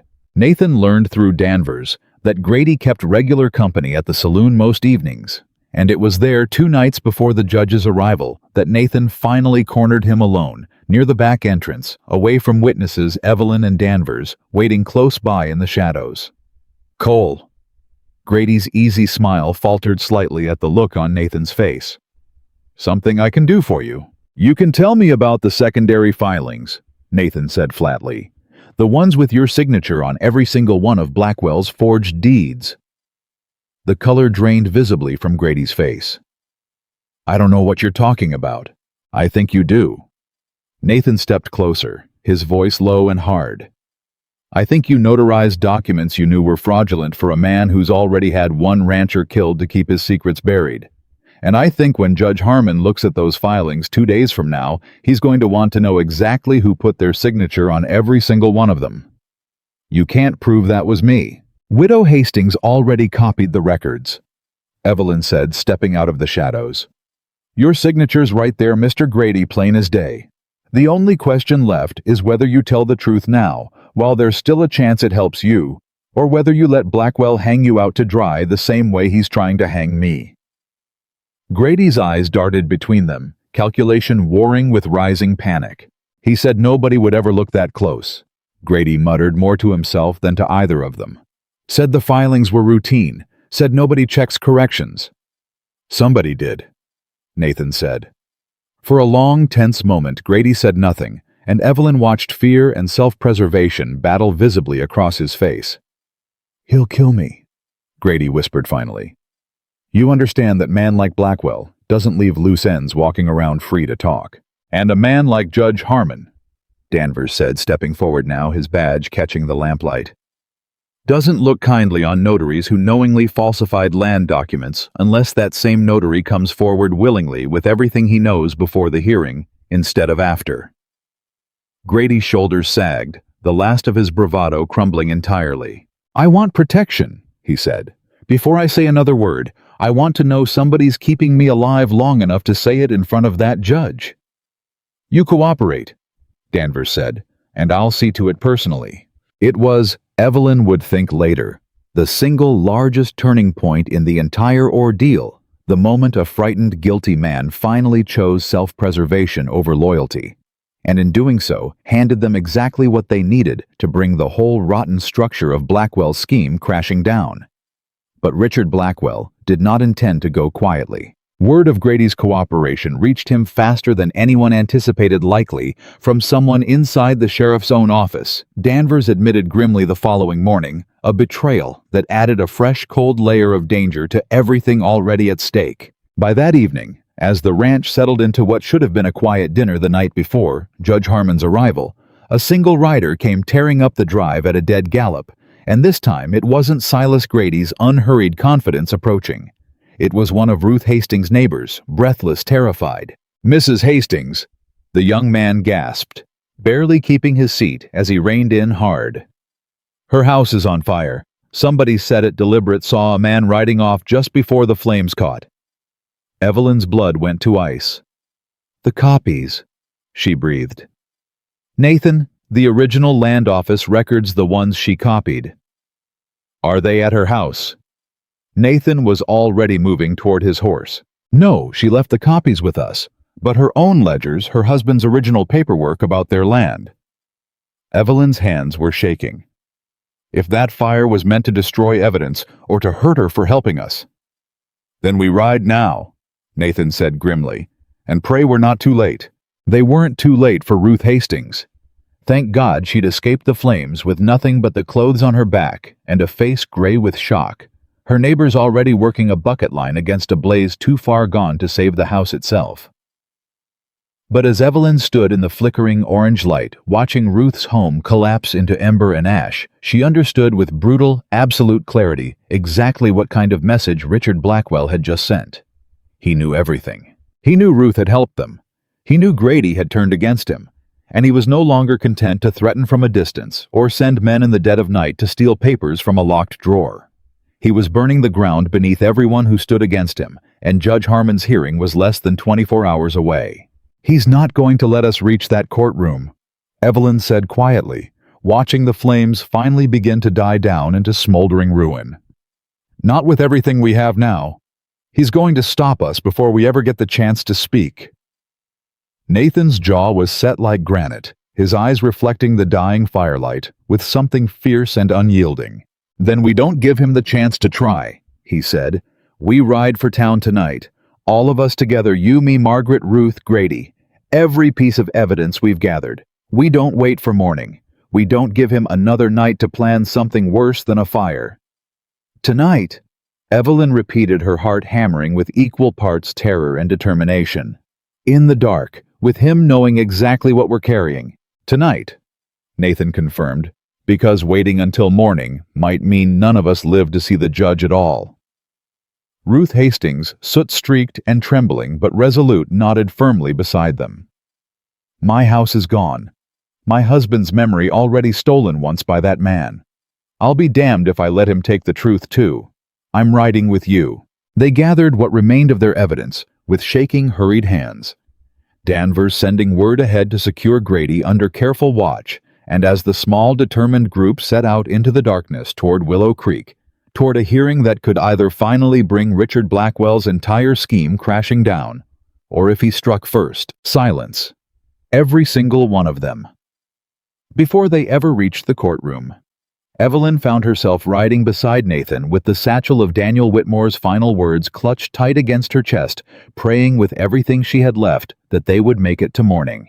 Behind them, faint against the horizon, the last of Ruth Hastings' burning home cast a dim orange glow into the night sky, a warning, a threat, and a promise all at once that Richard Blackwell had no intention of losing without a fight. The ride into Willow Creek took less than an hour, but it felt to Evelyn like the longest hour of her entire life.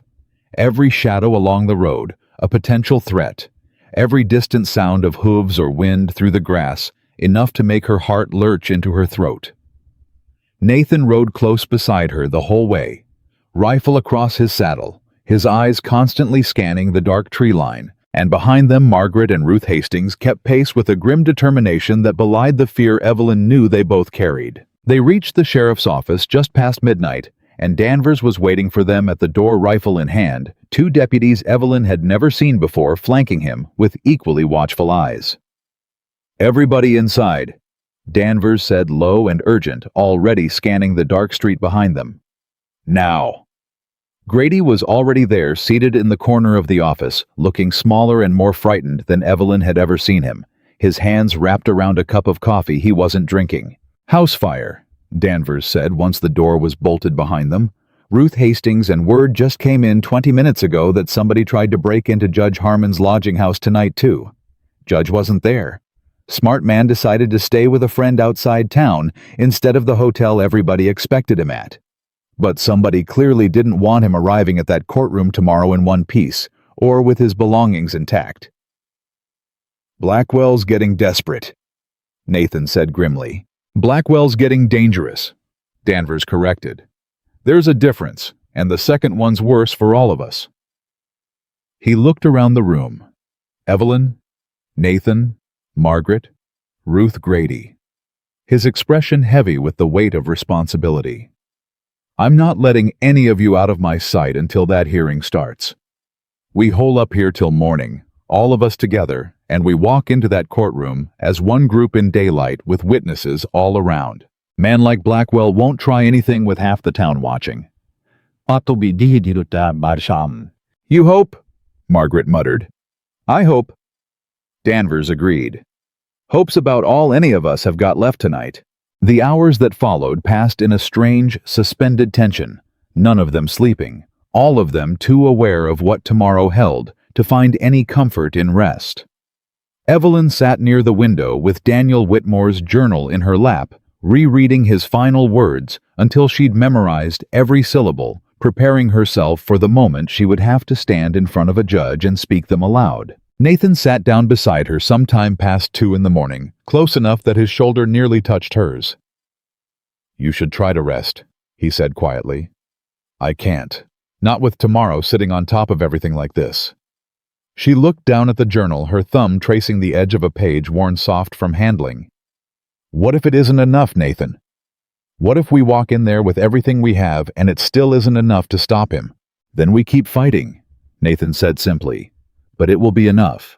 Grady's testimony, Ruth's records, Daniel's own words naming him, that's not nothing, Evelyn. That's a case even a judge who's never heard of Willow Creek is going to take seriously."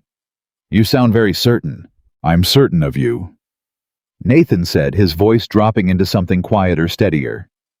"Every single thing that's happened since that first night on the road, the break-in, the notice, the fire tonight, none of it has made you back down. Not once. That tells me more about how this ends than any lawyer's argument could."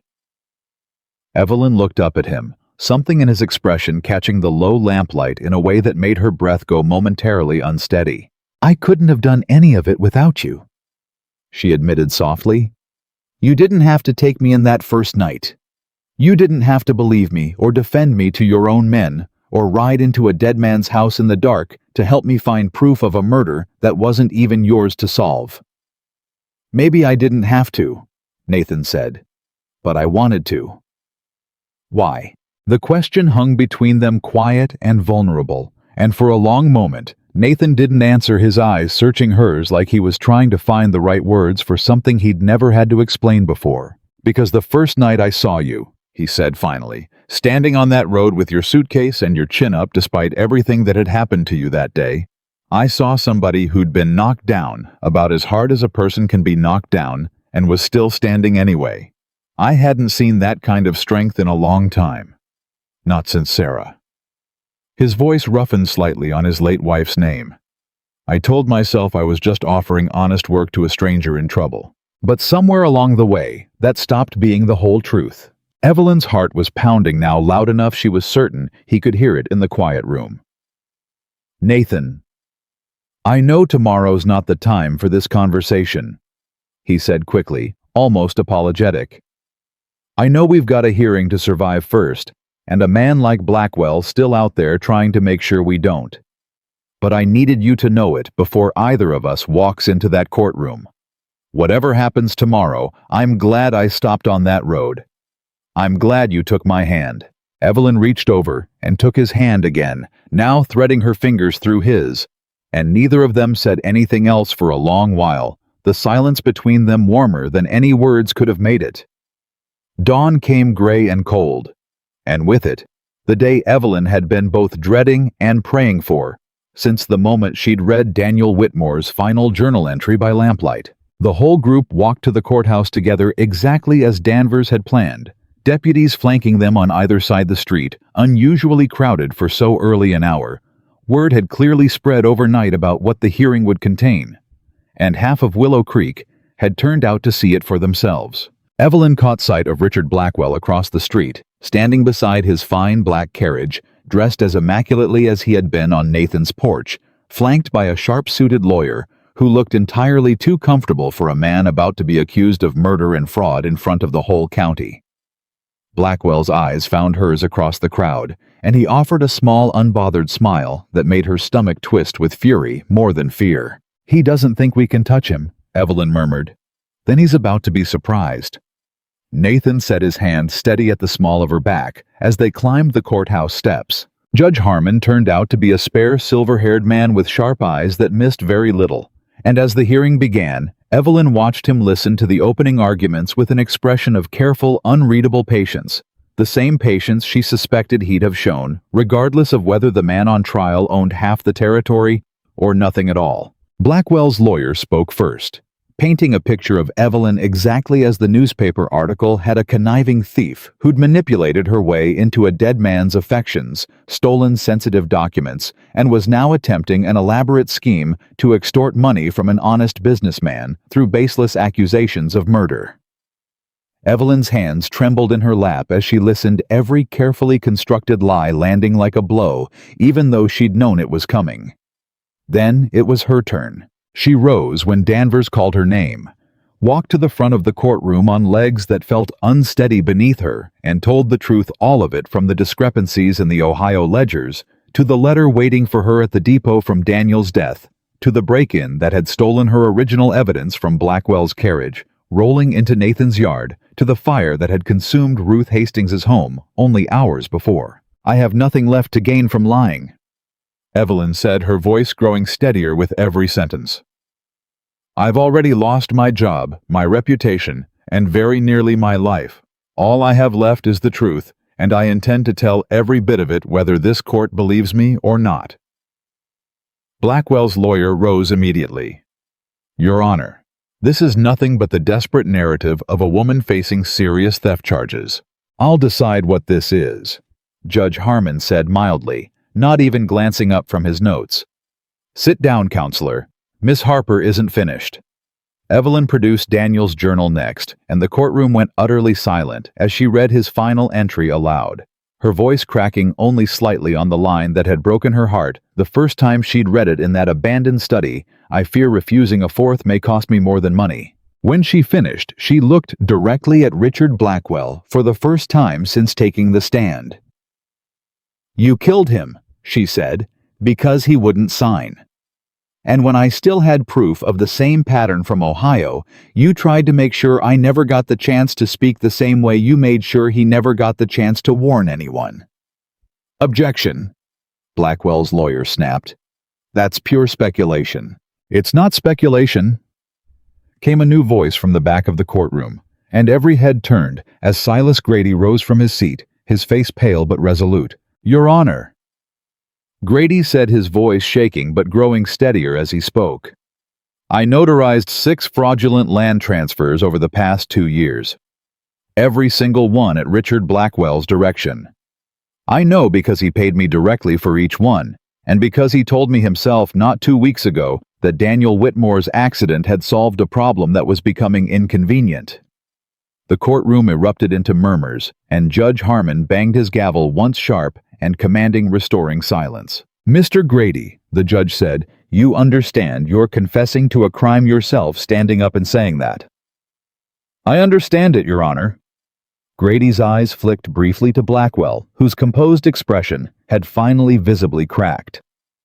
"I'd rather stand here and tell the truth than keep carrying it silent, waiting for the day he decides I'm the next inconvenient problem that needs solving." Ruth Hastings testified next, her voice hard with old grief as she described her husband's forced sale.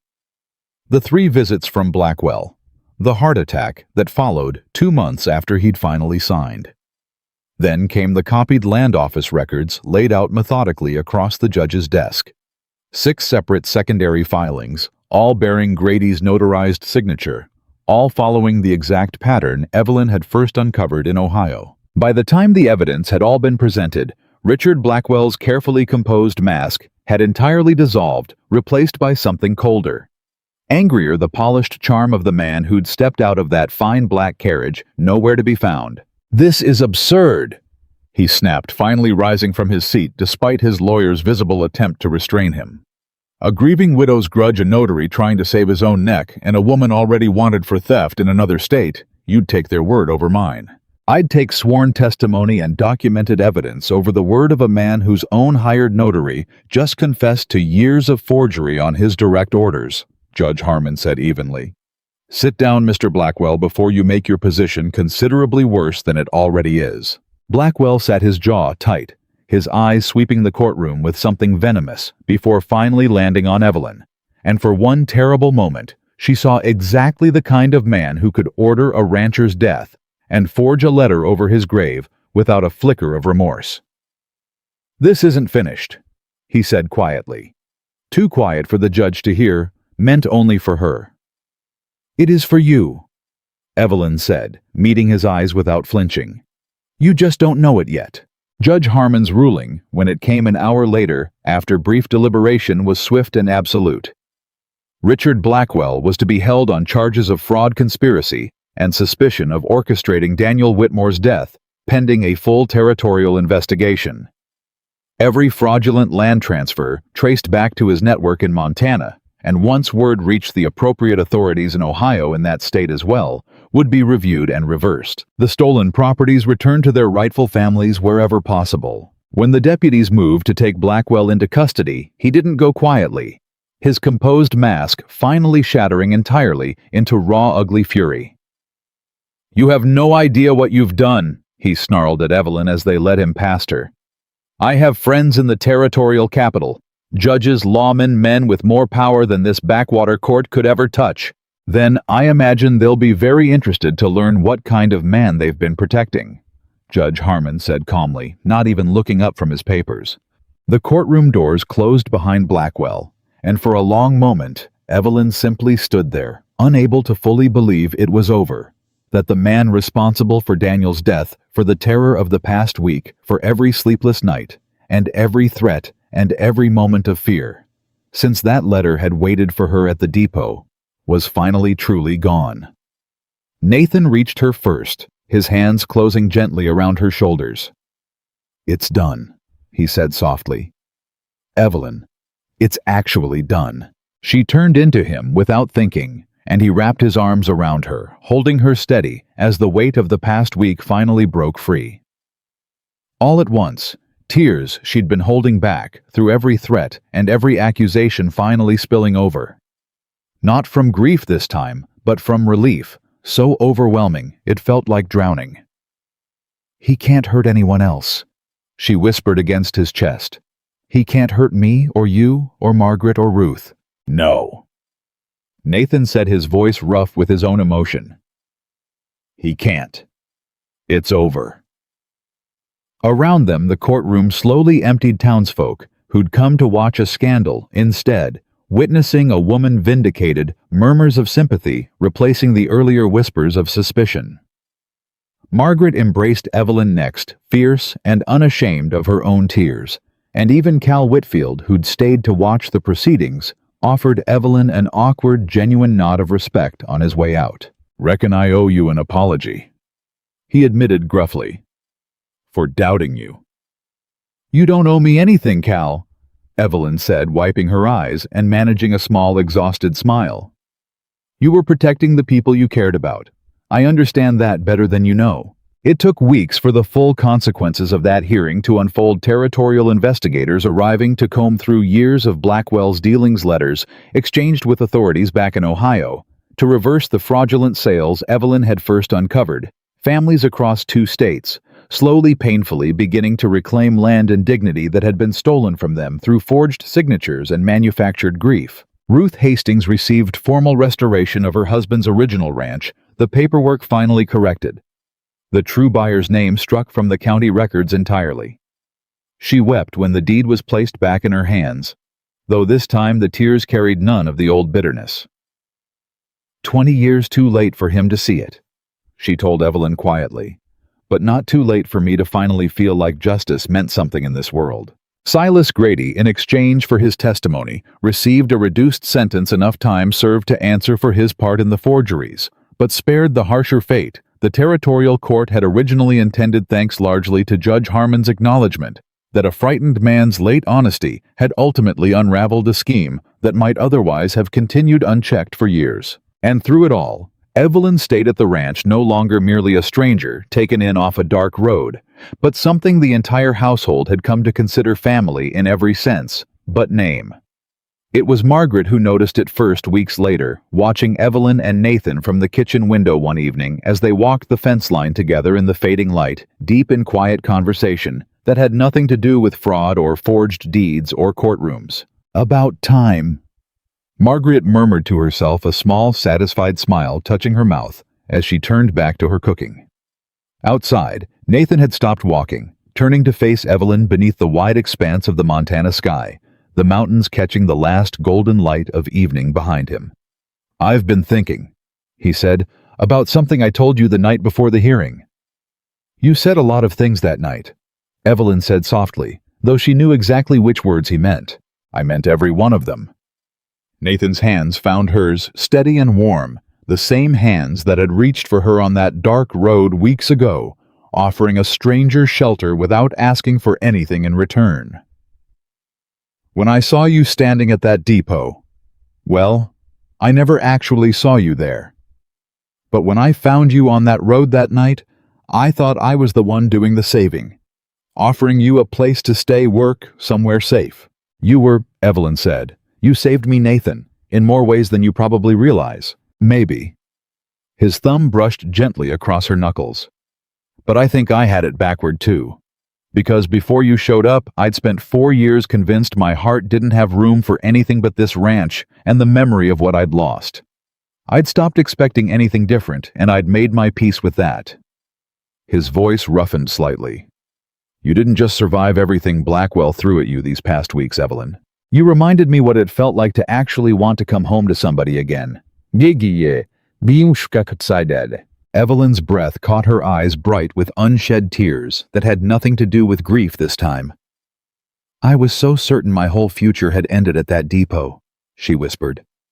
"That letter, that betrayal, I thought it meant I'd never have the life I'd hoped for. But I think somehow it led me exactly where I was always supposed to be." Evelyn Harper. Nathan's voice had gone quiet, steady, sure in a way that carried the weight of a man who had thought carefully about every word before speaking it. "I know it hasn't been very long. I know we met on the worst night of your life under circumstances neither of us would have chosen. But I don't want to spend one more day pretending I don't know exactly what I feel when I look at you. Nathan, I love you," he said simply, plainly, the words carrying none of the guardedness he'd worn like armor for 4 long years. "I love the way you refused to let Blackwell's lies break you. I love the way you fought for Ruth and for Daniel's memory, even when it would have been easier to run. I love that you make this house feel like a home again in a way I honestly didn't believe was possible anymore." He paused, something vulnerable flickering across his face, despite the certainty in his voice. "I'm not asking you to answer right now if it's too soon, but I needed you to know it." Evelyn reached up her hand, cupping his face, feeling the rough warmth of him beneath her palm, and when she spoke her voice was steady with a certainty that surprised even her. "I don't need more time," she said softly. "I've spent my whole life being cautious, Nathan, careful, protecting myself because nobody else ever seemed willing to. But you've spent every single day since that road proving you'd stand beside me no matter what came for us." Her eyes searched his open and unguarded in a way she hadn't allowed herself to be in years. "I love you too. I think some part of me has known it since the night you told me to come with you, and I trusted you before I even understood why." Nathan's expression broke open with something raw and grateful, and when he kissed her, gentle at first, and then not gentle at all. Evelyn felt every ounce of fear and grief that had carried her from that empty depot finally settle into something steady, something whole, something that felt for the first time in longer than she could remember entirely like home. They married that autumn, a small ceremony at the ranch house with Margaret weeping openly through the entire thing, Ruth Hastings standing proudly beside Evelyn as her attendant Sheriff Danvers offering a rare genuine smile from the back of the small gathered crowd.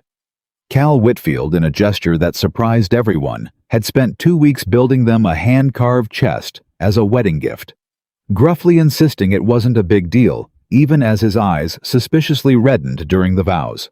Standing beneath the wide Montana sky surrounded by the people who had become her family, through fire and fraud, and every terrifying night in between, Evelyn Harper made her vows to Nathan Cole with a certainty that would have seemed impossible to the frightened abandoned woman who'd stood alone at that empty depot only months before. "When I found you on that road," Nathan said during his vows, his voice thick with emotion he no longer bothered hiding.